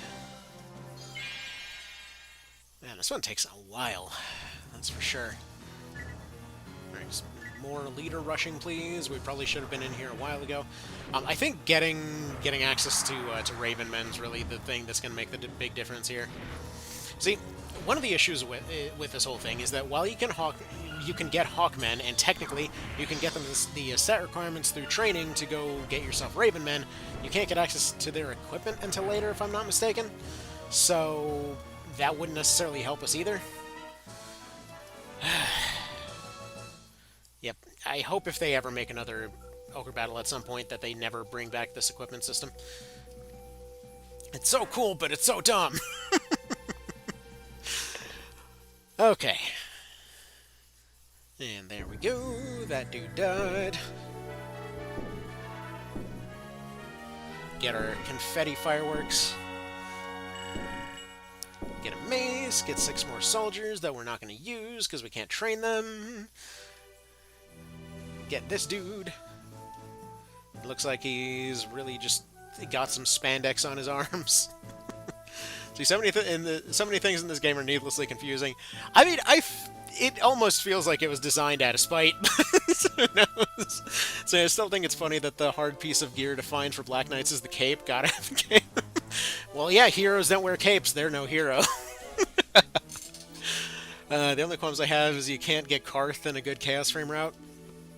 I can't figure out how to get friggin' anything on any situation. I have a feeling we're already on a bad Chaos Frame route because of the fact that these guys have like the friggin' offensive potential of a wet potato. So there's that. All right. So also apparently we got whatever that achievement is. Let's go ahead and save it real quick. How long did that take? That was like 2 hours for a single fight. Wonder why this run has not gotten off the ground much yet, guys. Let's go ahead and go back to this. Like, we finish one episode every 6 months or so. We'll go ahead and finish this run up sometime by 2084. Alright. So we'll go ahead and let this guy go ahead and zombify in peace. So Whistler, good knowing you. Your team is gone. Alright, that dude's got to get his Gryphons back. We need to make a team. How do we frickin' make a team? We got to go to unit commands. We got to go to form a thing. We got to go to this guy. We got to put him somewhere, except hopefully in front so that he actually does something threatening. We put one there. We put one here. We put one here-ish. Put Fultner here. Put Clamshell in the back. And there we go. This is probably one of the most offensively viable teams in the army right now. And a bunch of random soldiers that we can't use for anything, as well as 2 guys that have already zombified, as well as a dead Leia that is somewhere. Where is she, anyway? Where's Leia at?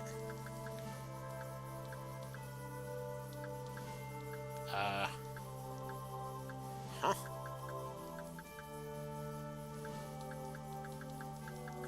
Wait, what? Oh, there she is, okay. Okay. So, character commands, let's go ahead and remove her. Because we can't just select it and go to the character, we gotta go through 3 other UI elements in order to do that, you know. So, that's the important part. Alright, let's go ahead and probably replace some live Gryphons with dead ones. We'll go ahead and replace Troy's squad over here with some of the downed units in order to make sure that they get revived. And we'll just keep rotating them out like this. And basically our whole budget is going to be going towards keeping these guys living. Okay, let's go ahead and exit. But yeah, thankfully they can't permadie, though the costs of reviving them are eventually going to start just outpacing just going and getting... No. No, that's just a spam call. You go away. Okay. You'd say the wet potato is coffee-soaked? Oh no, that would be way too much energy for that particular potato. I think the good Chaos Frame route takes some of the fun out of the game, to be honest. You're given so many unique units outright that the effort goes into raising people goes kind of to waste. I mean, could be. I mean, I'm I know that I can't be alone in that whole thing of never really kind of particularly picking a route. I just sort of pick a weird gimmick to the run and then just try to stick to it, and whatever route that ends up being, which in most of the Ogre Battle games just kind of comes down to, well, everything got scuffed up because it was a challenge run, so enjoy your, bad Chaos Frame route. Also, this guy looks like he just pulled some kind of cranberry burrito out of his ass. It doesn't look like a stone.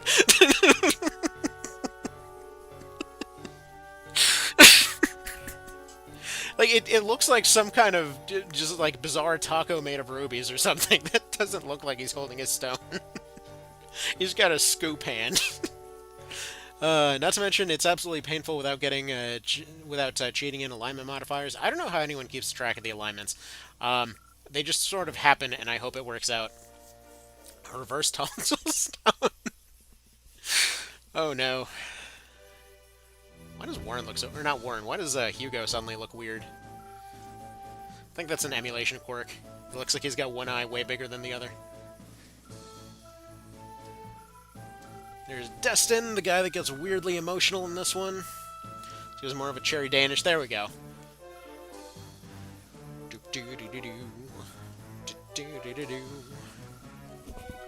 It's funny how OB64 has so many moments that feel like they're going to do so much more. Like they're mechanically going for something very interesting, and then the dialogue just completely drops the ball most of the time.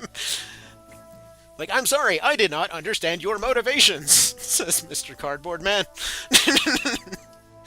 Hugo's one of the coolest old men. Dang right he is. Alright, town of Ramilla will be our headquarters for this operation.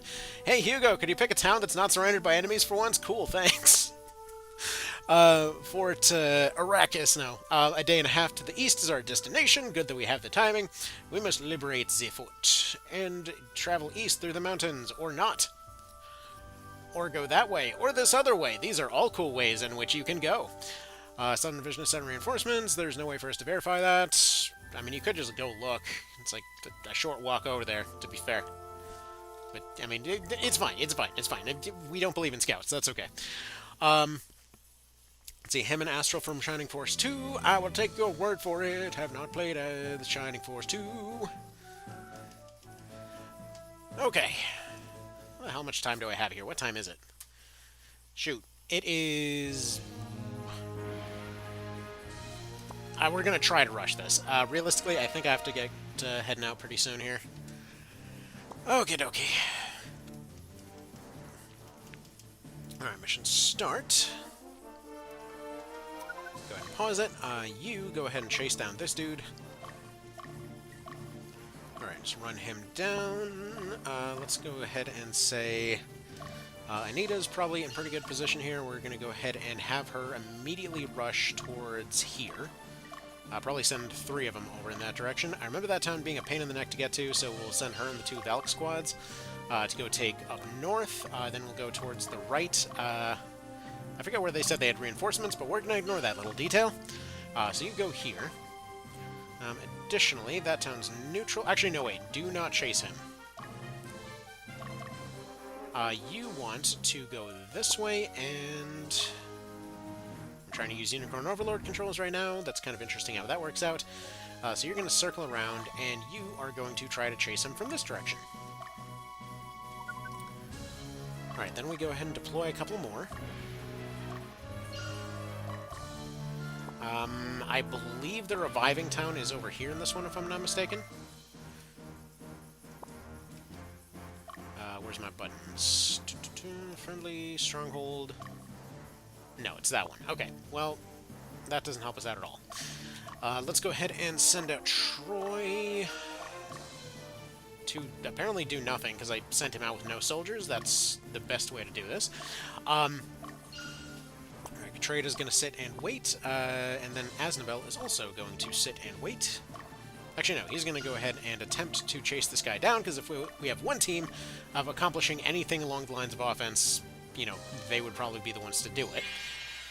So this guy is another example of this game doing traps. I'm pretty sure that there's a Hawk team up there in the mountains to the north. That's why I'm leaving a bunch of units on standby right now. But like this unit is there so that you immediately chase them, and then they chase them right into a neutral town, causing you to lose reputation because, well, you know, they did something. And how dare you not stop them from doing the thing that they were doing? Because, you know, it's OB64. Everything is your fault. Everything is always your fault. I guess that actually applies to the Ogre games in general. Just like, everything goes wrong, it's always your fault. It's basically the dad experience in a nutshell. Like, oh, I'm sorry, did a light burn out? Clearly, that is your fault. Why? Don't question it. Alright. Got some wizards coming from that direction.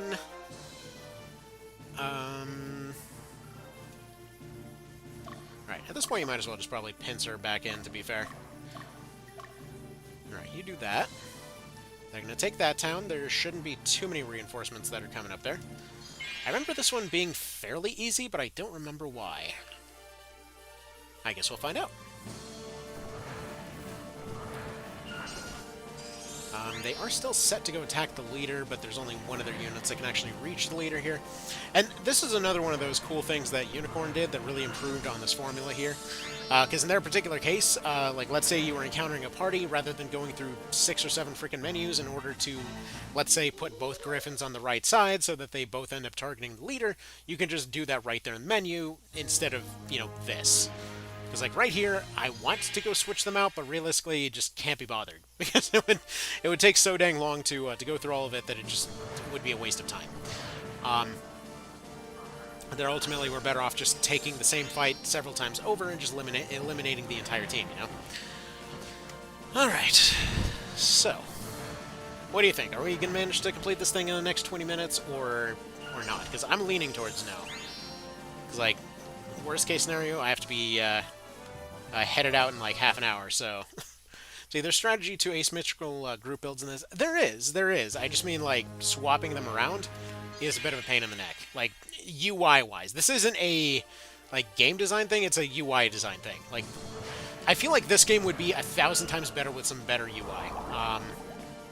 Because it's got so many weird, like, why is this like this moments, you know? Gotta fast forward? I do. We can just do this. I mean, technically we could shut off the animations, but that sucks. I like the animations. So instead, we're going to go ahead and do it like this. Right, they're at their location, all well and good. They've only got a couple of Enchantress squads up there. Of all people, Katrada's going to be apparently the one to kill off that Warlock squad from earlier. And Nita's squad is looking like they need a little bit of a break.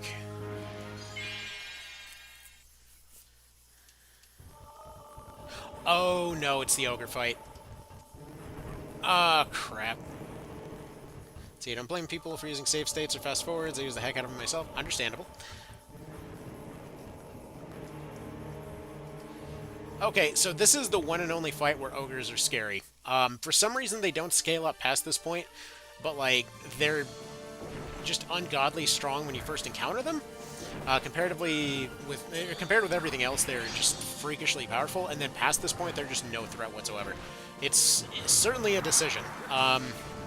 So our main goal here is just going to be to do the usual leader snipe thing, leave them without a leader. Thankfully, these guys came out of hell, but they have no concept of, you know, fighting without a leader, so that actually works out pretty well. They're going to retreat. That should get them out somewhere else. We can have somebody else take over for them. Actually, that problem will kind of sort itself out. As soon as the leader's gone, they're just easy pickings. Someone should name those 2 Gryphons P and Tier. Probably should. Peter Gryphon. If anyone's never seen that episode. Alright. Let's see. Is there anything that we need to do extra here? No, I love how they managed to lose despite these guys being crippled, afraid, against the wall, and also not actually taking any direct damage, but it's fine. It's fine. Just OB64 kind of stuff. Okay. They've got a wizard, they've got a leader, just snipe the leader and you're done here. We're named one Peter and one Andy. Andy's Griffith, not leader, though. Or not Gryphon, sorry.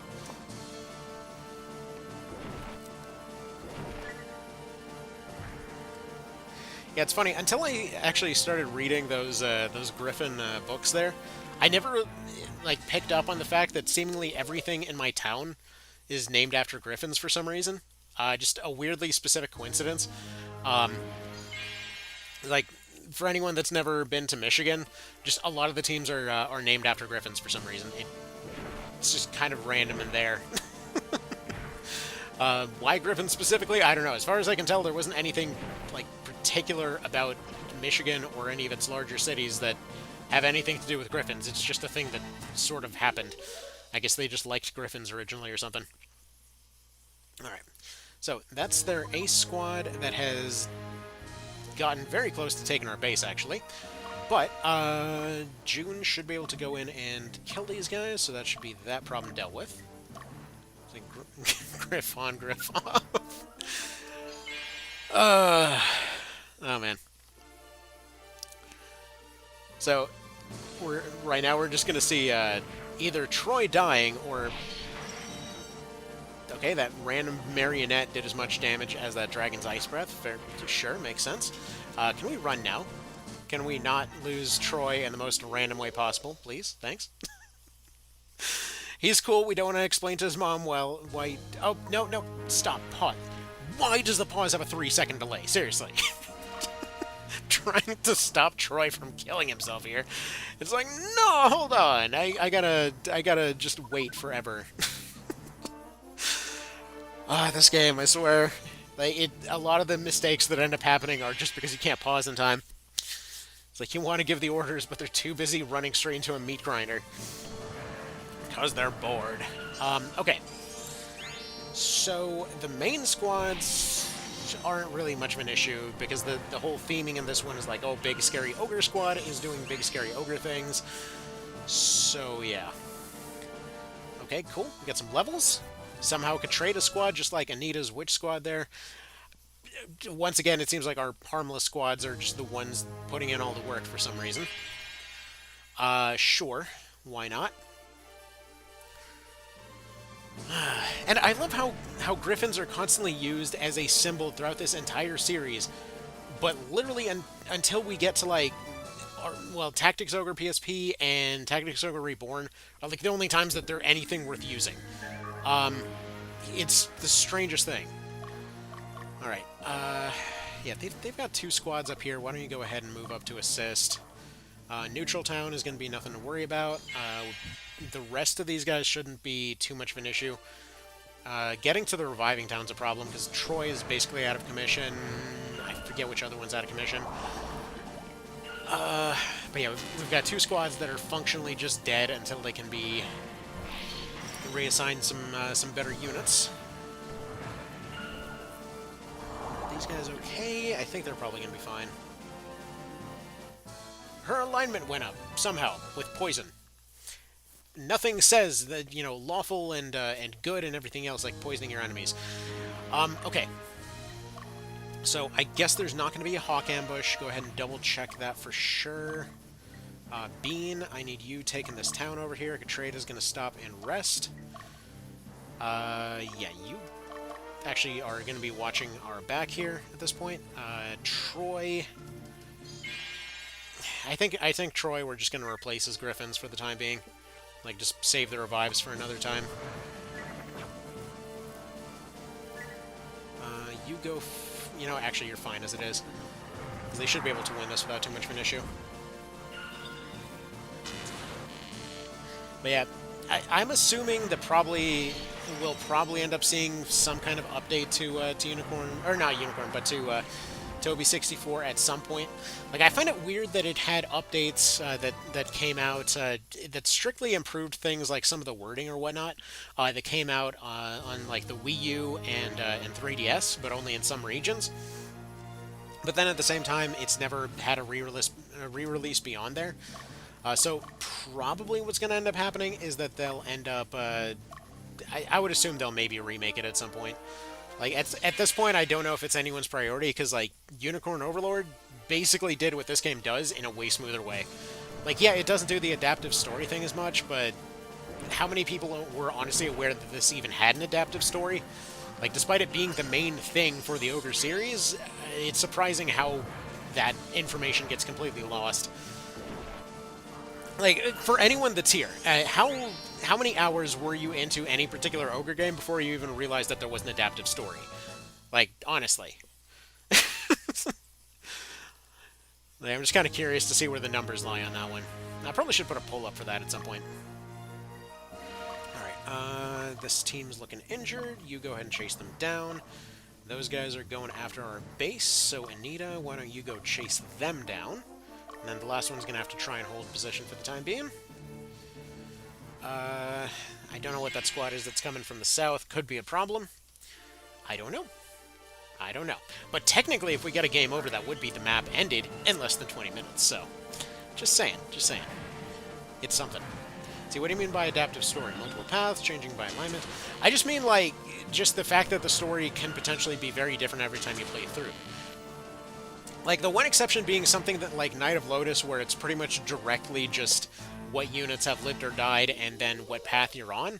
But I mean, like, OB64, you're very likely to just lose units and not realize that the story wrote them out of existence. You're very likely to not realize that alignment was changing your story. Very likely not to realize that that your reputation was changing stuff. That, like, for example, in this case, we didn't end up getting access to, what's his face? Friggin'... Why am I forgetting the name of the rival guy with the rat tail? Why am I forgetting his name right now? Besides like asleep. But like, yeah, depending on your reputation, depending on choices you made, depending on all of that kind of stuff, stuff's constantly changing. So like, the rival guy, instead of joining our team, is going to essentially replace an endgame boss now. We have cases where, like, the Zenobians, you can just turn on the Zenobians and wipe them out. Like, there's a lot of different ways that you can make stuff happen, and that's just cool. See, they barely survived that. Figured out pretty much right away from March of the Black Queen. The in-manual strategy guide led you to recruit specific NPCs, so you could recruit other NPCs, gave up the plot. Yeah, like, that's... I love how upfront March of the Black Queen was with a lot of things. Like, it just basically went and just put all its cards on the table right away, and then they just never did that again for the whole rest of the series. It's the strangest thing. That from that point on, they're like, no, we have to obscure everything. They can know nothing. Alright. Let's see. Something here. Found a rosary. Dandy dandy. But yeah, I think, like, Night of Lotus probably had the least variation in terms of the story. Tactics Ogre probably had by far the most, though I will say OB64 probably had the most dramatic shifts. Why did I send Bean's team out here? He doesn't even... They need to run before they die. That was just plain... Yeah, that was just a plain bad call on my part here. Okay. You'd think that they would have realized that their soldiers are turning into monsters by now, but that's fine. That's fine. Details. Right, you go there. You are no longer safe to go there, so you go hide in the mountains, I think. They're still chasing down that one. You're going to be ordered to go here, but you're also going to take a nap for the time being. I really should be giving these guys power fruits, but I'm bad at this game, so let's go ahead and continue on. Okay. Jill is guarding, Anita is chasing. Aznabel is intercepting, I guess. They've got Elton and they've got Butterfly. Elton John and his pet witch, apparently. I don't know what's going on there. Okay. So, I love how a beast tamer is leading the ogres of the underworld, but okay. Sure, if you say so. These guys are not healed up whatsoever. We probably should have done something about that. But a couple rounds of attacks should see these guys more or less sorted, and we're in trouble, actually. You know, I never noticed the Gryphons make like a weird winking sound when they die. Now, let's go ahead and run away then. Okay, so the Aznabel backup strategy is not going to work. His team just got completely wiped out. That's fine. We'll go ahead and replace them with new ones. Alright, Aznabel, why don't you go ahead and take some friggin' roundabout way over this way. Go this way, follow the river, go down this way, and wind up back here. Perfect. That's exactly what we wanted the whole time. Katrata, go ahead and kill, please. Thank you. Probably not going to be able to, but it's worth a shot. Bean is at the location. That location should be anywhere else, because he also does not have units. Beautiful. Our Griffies, it's fine! Thankfully, they're immortal. Yeah, thankfully, the only thing that can permanently kill somebody is getting zombified, and they're immune to zombification, so we're good. They are strictly one visit the mechanic away from being perfectly up and healthy and whatever else. So there's that. Alright. Anita, go ahead and probably reroute this way, because these guys are about to have a pretty big problem on their hands. Bean, friggin' just run. Okay, you go here, you go here. You go here. Alright, June, please kill this thing. Whatever that happens to be. Never mind. Hold on. OB64 pathing happened. Okay, so they're about to die for that reason. If you want to maybe crit this fireball, that'd be amazing. Okay, actually, we're going to leave them in. We're going to leave them in because they can disable the squad. It's not ideal. We're going to lose a guy. Or not, actually. Right, take your shot. After this, they run. They've disabled the squad, they've done the job, they've achieved a miracle, they're out of there. Bean suddenly getting the unexpected win out of nowhere. Okay. So we got a new headless squad. Perfect. Okay, great. OB64 pathing, please don't. Like, they say that the random crap coming out of the underworld here is the scariest thing in this game. It's the pathing. The pathing is the true scariest thing in Ogre Battle 64. Okay, you go here, you go here, you go here, and then eventually get yourself to safety. Please do not run straight into an enemy squad to get to some semblance of safety. Aznabel, I'm going to assume that these guys are going to get killed off. You are going to try to go this completely other way, because if I try to go have you go north, you're going to try to circle around the mountain some more. So you go ahead and go this way.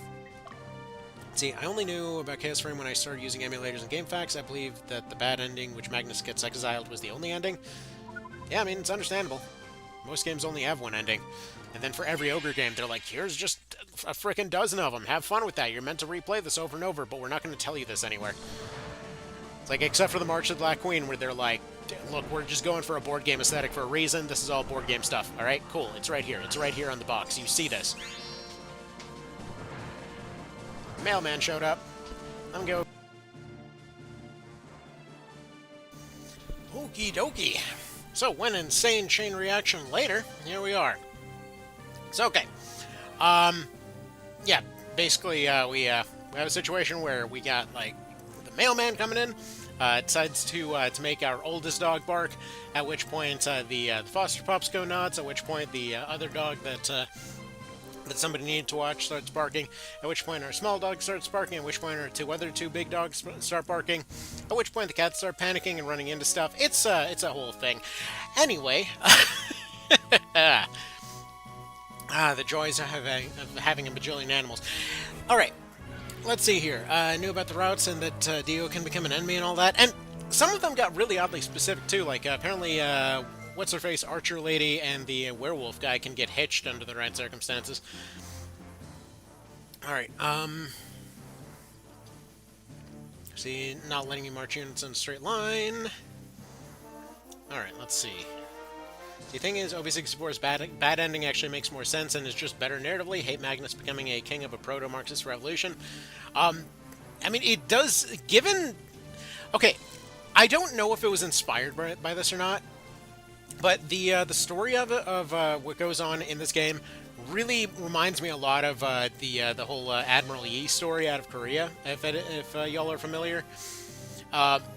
And yeah, narratively, that's exactly what would end up following in that case. Or basically what happened was that Korea was getting invaded by Japan, and they were absolutely getting their asses kicked over and over. This dude comes by, basically refits their. He's a ground army commander, but out of spite or something. Because he goes around and shows up all of the local commanders by fixing up a lot of their local garrisons. They're mad that he would have to get credit for that, so they end up somehow demoting him to a navy that they basically don't have. Dude ends up showing up there as well. Ultimately, ends up more or less winning the entire war there for them with almost no casualties. And basically, every step of the way, he keeps getting demoted every time that something goes right. So it's like the powers that be were just complete assholes throughout the entire thing. Like, oh gee, thanks for, winning the entire war and saving our lives again, and you're demoted back to friggin' basic footmen again. Yeah, it's nuts. Yeah, Lidl, there we go. That was the one. Bisky and Lidl. Okay. So, this situation is just scuffed. Okay, who's even... Again, this game could benefit so much from a better UI. Like, in March of the Black Queen, you click on somebody, it immediately shows their info. Unicorn Overlord, you mouse over somebody, it shows up their info. In this case, you gotta go over here, you gotta go to status, you gotta go through these menus to pop up. Wait for the animations to happen, and then they finally all pop up, you know? Like, I love the general, like, outline of this game, but man, it's got so many elements that are just weird.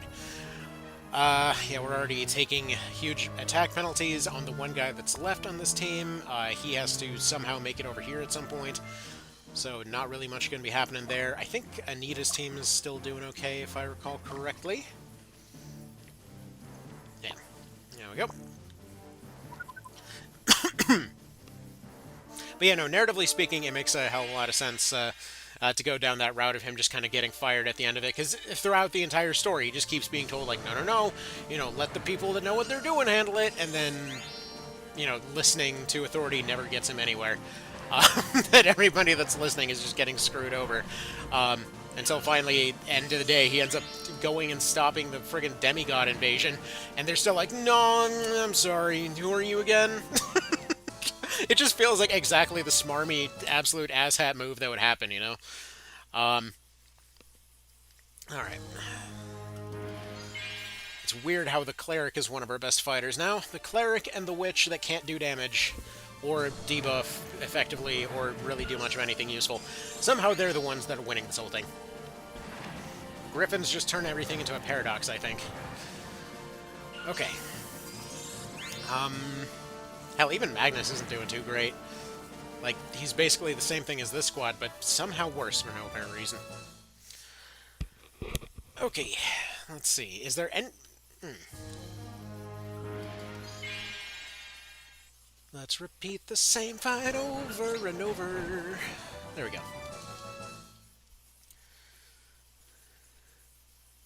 The war has changed slightly. Her condition's kind of iffy. The cleric and the half-lion witch in the wardrobe. Now we'll get to sphinxes later. Which, by the way, I'm assuming because it probably wouldn't be possible otherwise. When Vale was coming up with the rules for this challenge, she was saying that sphinxes are allowed, just like anything that would be roughly Gryphonic or a pinnacle in nature is allowed. So, for example, Valkyries are fine because they got those wings off the top of their head. When it comes to having Gryphons and the Pinnaci, those are pretty obvious. But Sphinxes are technically still coming from that same general idea that apparently they were originally just like Greek Gryphons or something. I don't know. You'd have to ask them if they're around.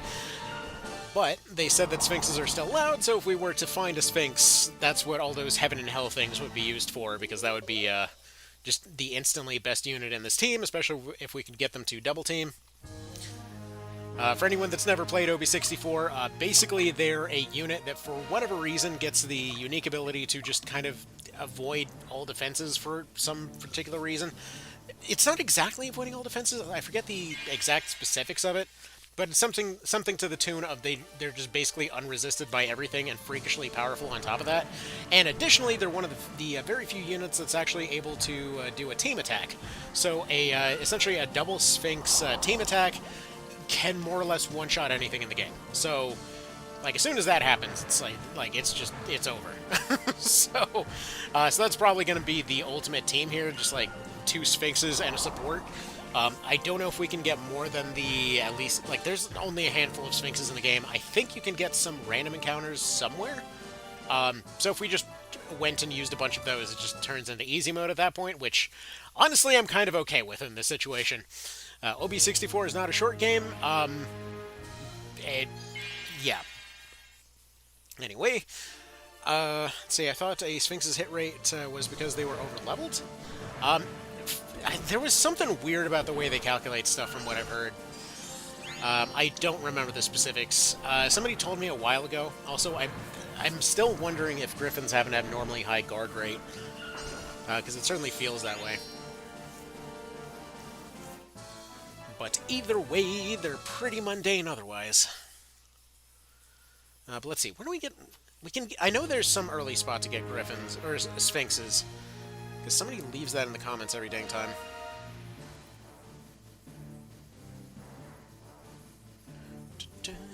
Oh, whoops. Throwing my phone. Beautiful. Alright.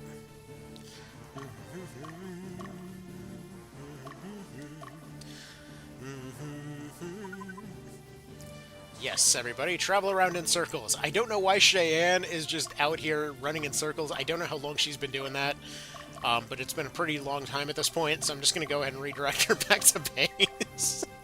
She's doing something out there. I don't remember what it was. But yeah, no, they're at certain points they show up because they're over-leveled, but as far as their actual damage goes, it's, if I recall correctly, it's some unique property to their attack. That causes them to basically avoid certain defenses or something. Again, if somebody knows the kind of ins and outs of this one more, they might be able to tell you more. Because OB64 is, like, next to Prince of Zenobia, the least played for me. And largely it's due to just how long it takes. I think there's quite a lot of downtime between things happening. Like, it's not even downtime, it's just kind of slow churning time. Can you win that? No. Dang. I should have had more items on her. Alright. You need to get back over here. As I'm trying to, once again, use the wrong commands for this. Troy, you need to go ahead and retreat at this point. If I can find the retreat command, that is, hello? Maybe he's not technically standing on it enough?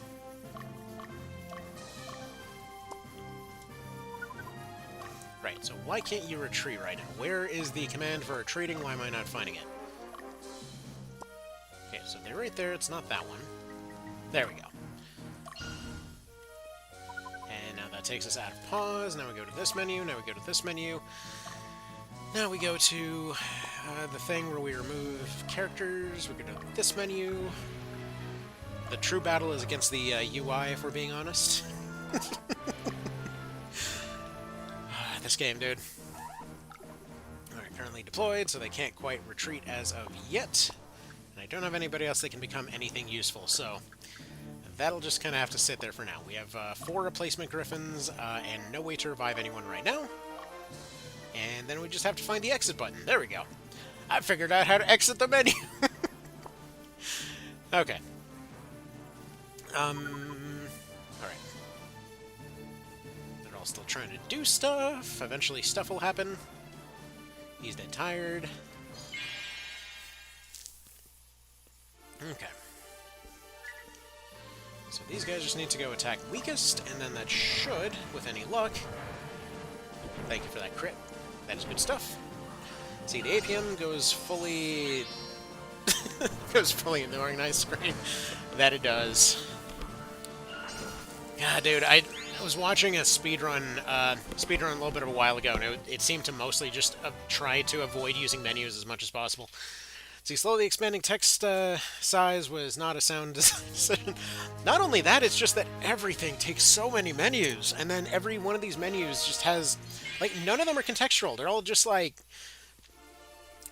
nothing adjusts itself based on context. It's just like, here is, like, you want to move a unit, right? So instead of just selecting the unit and then just putting a menu over that unit, it's like, no, you go to the sub-menu for your main menu to decide whether you're moving an individual or a team or an item or whatever else, and then going to the sub-menu of that sub-menu where you're in the actual, like, little brackets of the team itself, and then go to the unit itself from there. And it's like, just layer after layer of, like, you need more UI. You need more right now. Man. This game, though. It's like, it's got a few things that it does technically handle better than Unicorn Overlord. And for everything else, it's not a contest. Oh, man. Like, again, it goes back to the same old thing of whenever I see somebody showing up on, like, Reddit or a YouTube comment or something, of like, oh, God, dude, you're supposed to go play the PSP version of Tactics Ogre. It was so much better. And then you try to explain, like, the utter nonsense of some of the mechanics, like, hey, do you want to get your, middle-of-the-road spears? Oh, I'm sorry, most of those aren't available until the game has already been completed. No, you just basically have a gigantic gap in your progression if you're using spears. Also, the first spear you get is arguably one of the best spears, and you can downgrade it into its upgrade, but then also you have your stunning variation, which you probably won't use because the actual skill that causes guarantees to happen with this one is something that's way over here, but also impractically expensive to ever use on anyone, so you probably won't ever use it on anyone but Lord, which is weird because it's a standard spear that everybody's using. It's just like every step of the way is one more thing. Okay, hold up. We gotta use an item. Let's go to the organized screen. Can we use that Altar of Resurrection? Item commands, use item. We can use these. Alright, good. We do have new commanders. Okay. Leia, you live! Oh, wait, she could have done this whole time. Whoops. Anyway, let's go ahead. Get Whistler and Bean back to life. Man, we're gonna have to spend so much on these, because this is our only way to get commanders back. Man, what is this, like, Sierra Adventure Quest-ass sound that's coming out of this? Alright, whatever. Let's go ahead and make a command. Form a unit. Take Leia. Put Leia here. Put Leia here. Now we put there, and now we take units. Now we take this unit, now we put their unit. Now we take this unit, now we put their unit. And there we go. Now we cancel out, and now a unit has been made. Okay, now we form another unit. See, it's a little better on the N64 controller, though, but by not much. Yeah. I really can't imagine. Like, it's obviously designed around the N64 controller. Stuff like that will happen, but, like, it just feels so weird to control. Also, kind of feels weird to have Rebelt and Hoppy in one team, but okay. The context of that will make absolutely no sense for anyone that has not read those books I was talking about. Alright, put you there, put you here. Alright, and now we have formed multiple units. Okay, so, some of these leaders can survive. We have one more death that we can technically take. Just a misunderstood appeal by devs for players to try a Spear Lord. I guess? Sure. That's what we're gonna go with. And I keep expecting to see that targeting circle to deploy them. I don't know if anybody else ever has this when looking at 64 these days. Just, like, expecting to see that circle pop up. Like, need to deploy them farther out. Alright, we're gonna try to take this town. Alright. Oh yeah, no. I forgot to mention the lobber. Like, have you ever looked at the selection of units that can use the lobber in Tactics Ogre PSP? Like, it's like when you think item support, you think Berserker. Like, for the archer, I kind of get it. They're like, oh, like, it's a thrown weapon specialist, and we're totally going to attach the thrown skill to the lobber, which they forgot to do, and the elements to the lobber, which they forgot to do. And so it's like, oh, they're gonna throw javelins with one hand and grenades with the other. This is kind of cool, except like no part of that is something anyone ever wants to do in that version. But it's always one of those things that like somebody will bring up on in some very angry rant on Reddit or something like, oh god, they downgraded the new one so hard, and I could totally use all these throwing grenades all the time in the PSP version, and it was so immersive, you guys. Like, oh my god, stop. Stop imagining things. You are hallucinating stuff that didn't exist.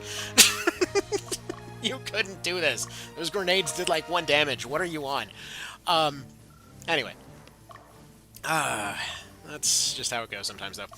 Alright. That dude needs to break camp and get the hell back over here. I mean, I've had this same video that I've released multiple times over bizarre misunderstandings between the different versions. And always kind of question myself and haven't put it up yet. Because it always feels like I'm being way too harsh in the PSP version, but seriously, it was designed with the largest amount of crack you've ever seen. Like, going back to that Lobber example, when you upgrade it from the Lobber +1 to the Lobber +2 for no apparent reason, you just lose access to the Fencer at that point in particular. Just only right there. Only the Fencer doesn't get access to the highest version. Why? See, appreciate you don't swear in videos. What do you mean by that? What does that do? What does that mean? Also, I never really understood that the use of that term in particular, because it's like, as far as like vegetarian foods and stuff go, some of those taste really good. Anyway, all right, are these guys set on attack leader or no? I don't know. But there we go. Alright.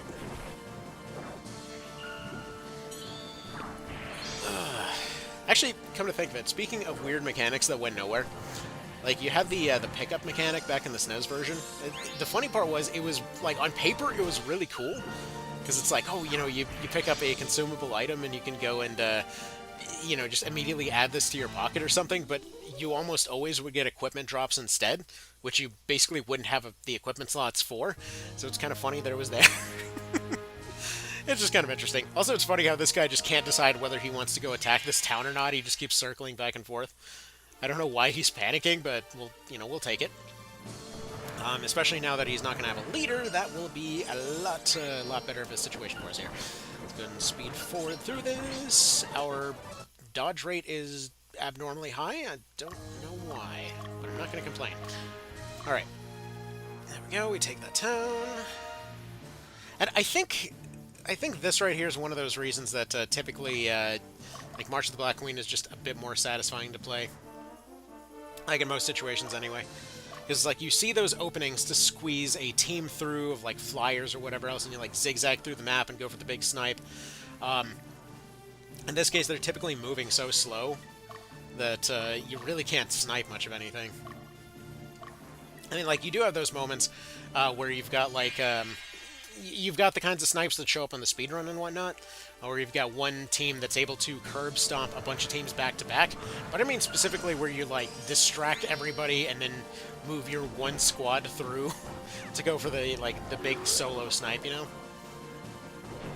Alright. These guys attacking leader? I think so, but I don't think they can reach them.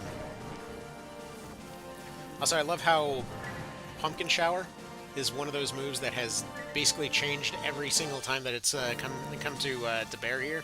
Because, like, Pumpkin Shower is a very basic meme healing move in Reborn. In this one, you saw what it just did to that Gryphon. Also, a very unusual case of actually being able to trigger an Elemental Pendra this early in the game. That's kind of cool. Probably should have just ran away instead, but it's cool that it's there. Okay, go for Slash, go for Poison. It's a good thing they're so harmless. Yeah, that actually went surprisingly well. I don't know if I have any heal packs on them, but if they happen to have those... shoot, it's because they're so injured. It's a risky play, though. So dang close.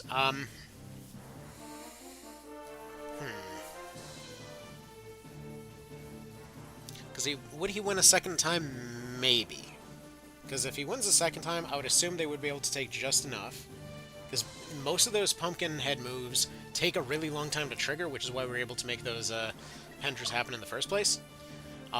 They're also downgraded at the moment due to fatigue, so that's a bit of a problem. But at the same time, I think we might be able to get by with this. This might be a better opportunity than just simply walking away, because I'd assume they probably will both survive. And additionally, one thing that we can do is that we can probably switch the formation up a little bit to have you here and you here. Which should make that relatively safe, because all of those attacks are percentage-based. Like, you saw that he did 30-ish, or, sorry, he did, like, 66, I think, to that guy, and that's just because it was half his health bar. So they don't normally hit 60s. Well, I mean, they normally hit 60s, but not for the usual reason. Okay. These guys are definitely not targeting leader, are they? No.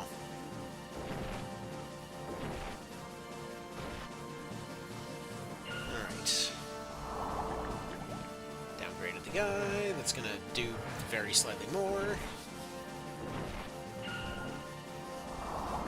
There's no point in poisoning him a second time, but thank you for your effort, I guess. Okay. But we did finally manage to take a town only half an hour into this frickin' fight. Oh, this takes such a long time. Okay. So, hopefully we should be fine. There's one of their splitters gone. Not a good time for a crit, though.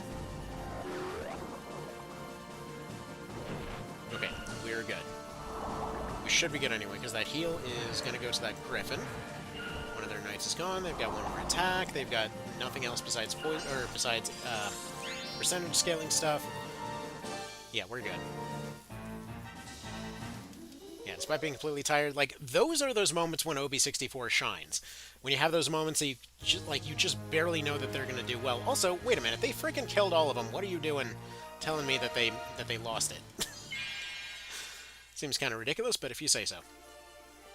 Pumpkinhead is such a unique unit. Yeah, it's weirdly a mix of both utterly overpowered and also kind of useless, depending entirely on context. Alright, one more round of Gryphon attacks to get this guy slaughtered, and then we're out of here. Okay, now we run. Decapitate and run. It is truly the bird way. We're going to have the lowest reputation ever by the end of this. Alright, Alright, so those guys are headless. We don't have to worry about that. Those guys are also headless. There's just headless parties freaking everywhere. He should be able to wipe them out in this one. Yeah, they're at a pretty big advantage at this point. One of the few advantages that beasts have is if they can make their numbers stick. Like, if they can make their numbers stick, they're somewhat harder to dislodge, but that's a really weird one to quantify. Yeah, they're just gonna lose this, aren't they?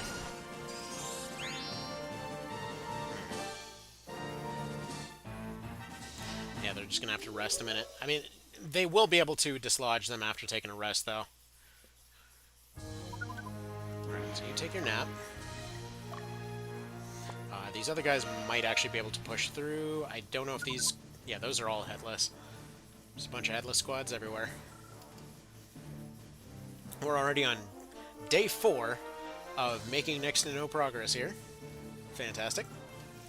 Alright, one of our best is over there. Let's go ahead and send Katrata's team over here to eliminate these guys. Just kind of handle them one at a time. We've got our trap town over here that's going to try to take this town as soon as we try to not do anything about it.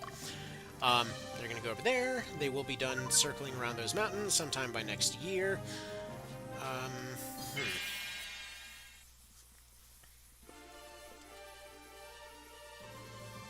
Wait, whoops. There we go. Mixed up my controls real quick.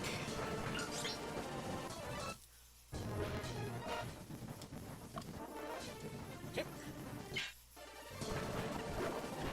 Yeah, I think they got this now. See, what's funny about this is, like, if you look at the numbers, it doesn't make any sense, because I don't think the Pumpkinhead's numbers actually count. On paper, you'd think that because they hit that 60, that they would just win fights by default, but I don't think it actually counts that damage total towards whatever the actual damage total would be, just like with healing. So, for whatever reason, pumpkins do not seem to count in terms of their damage for, the whole knocking somebody out of the fight thing. It's why we're winning the first one, but not the second ones. Or maybe it counts in reverse, or I don't know. That's bizarre. Either way, they're in a better position now.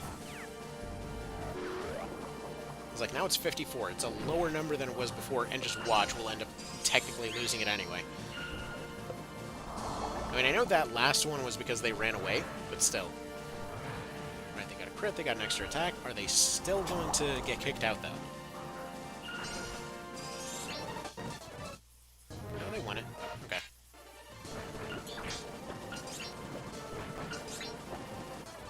Okay, and as captivating as this is, can we be done with that fight yet? See, I kind of feel like what they needed was to have one extra round in combat.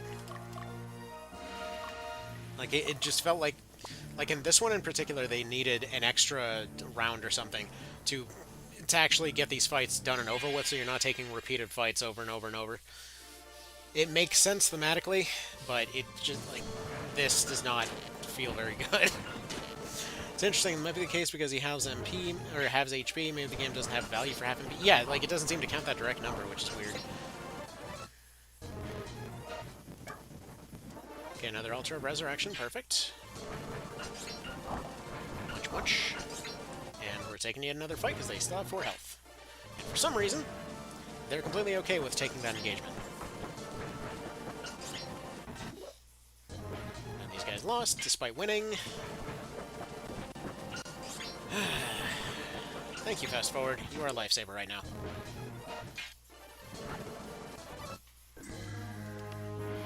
Like, I absolutely love the fact that the AI will just keep attacking with their one unit that can't do damage. Like, what can you do? I can poison. What does that do for us? Nothing! Do it anyway. I just want them to hunt down these guys real quick to try and at least do something. Because as soon as we take the town, they're going to keep trying to push them back, so if we can eliminate some of them, that gives a way bigger advantage than taking this town right now.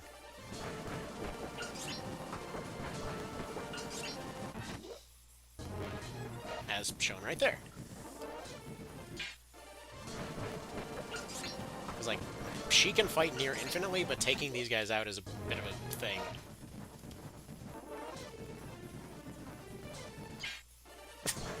Just living life in the fast forward lane at this point.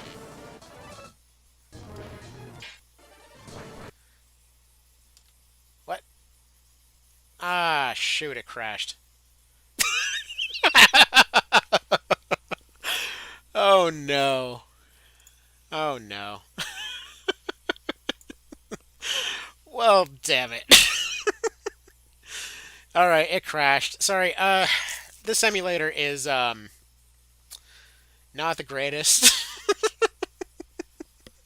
I know, emulating, how dare I not spend a fourth kidney on on a Nintendo 64 with the original, OB64 skin casing on it. By the way, for those that didn't know, the OB64 is one of the few games that had a unique N64 model that had like a battle map on it. I don't know of anyone that has ever owned one, but that was a thing that technically existed. Let me go look up a picture of that real quick, since we're looking at a picture of a blank screen anyway.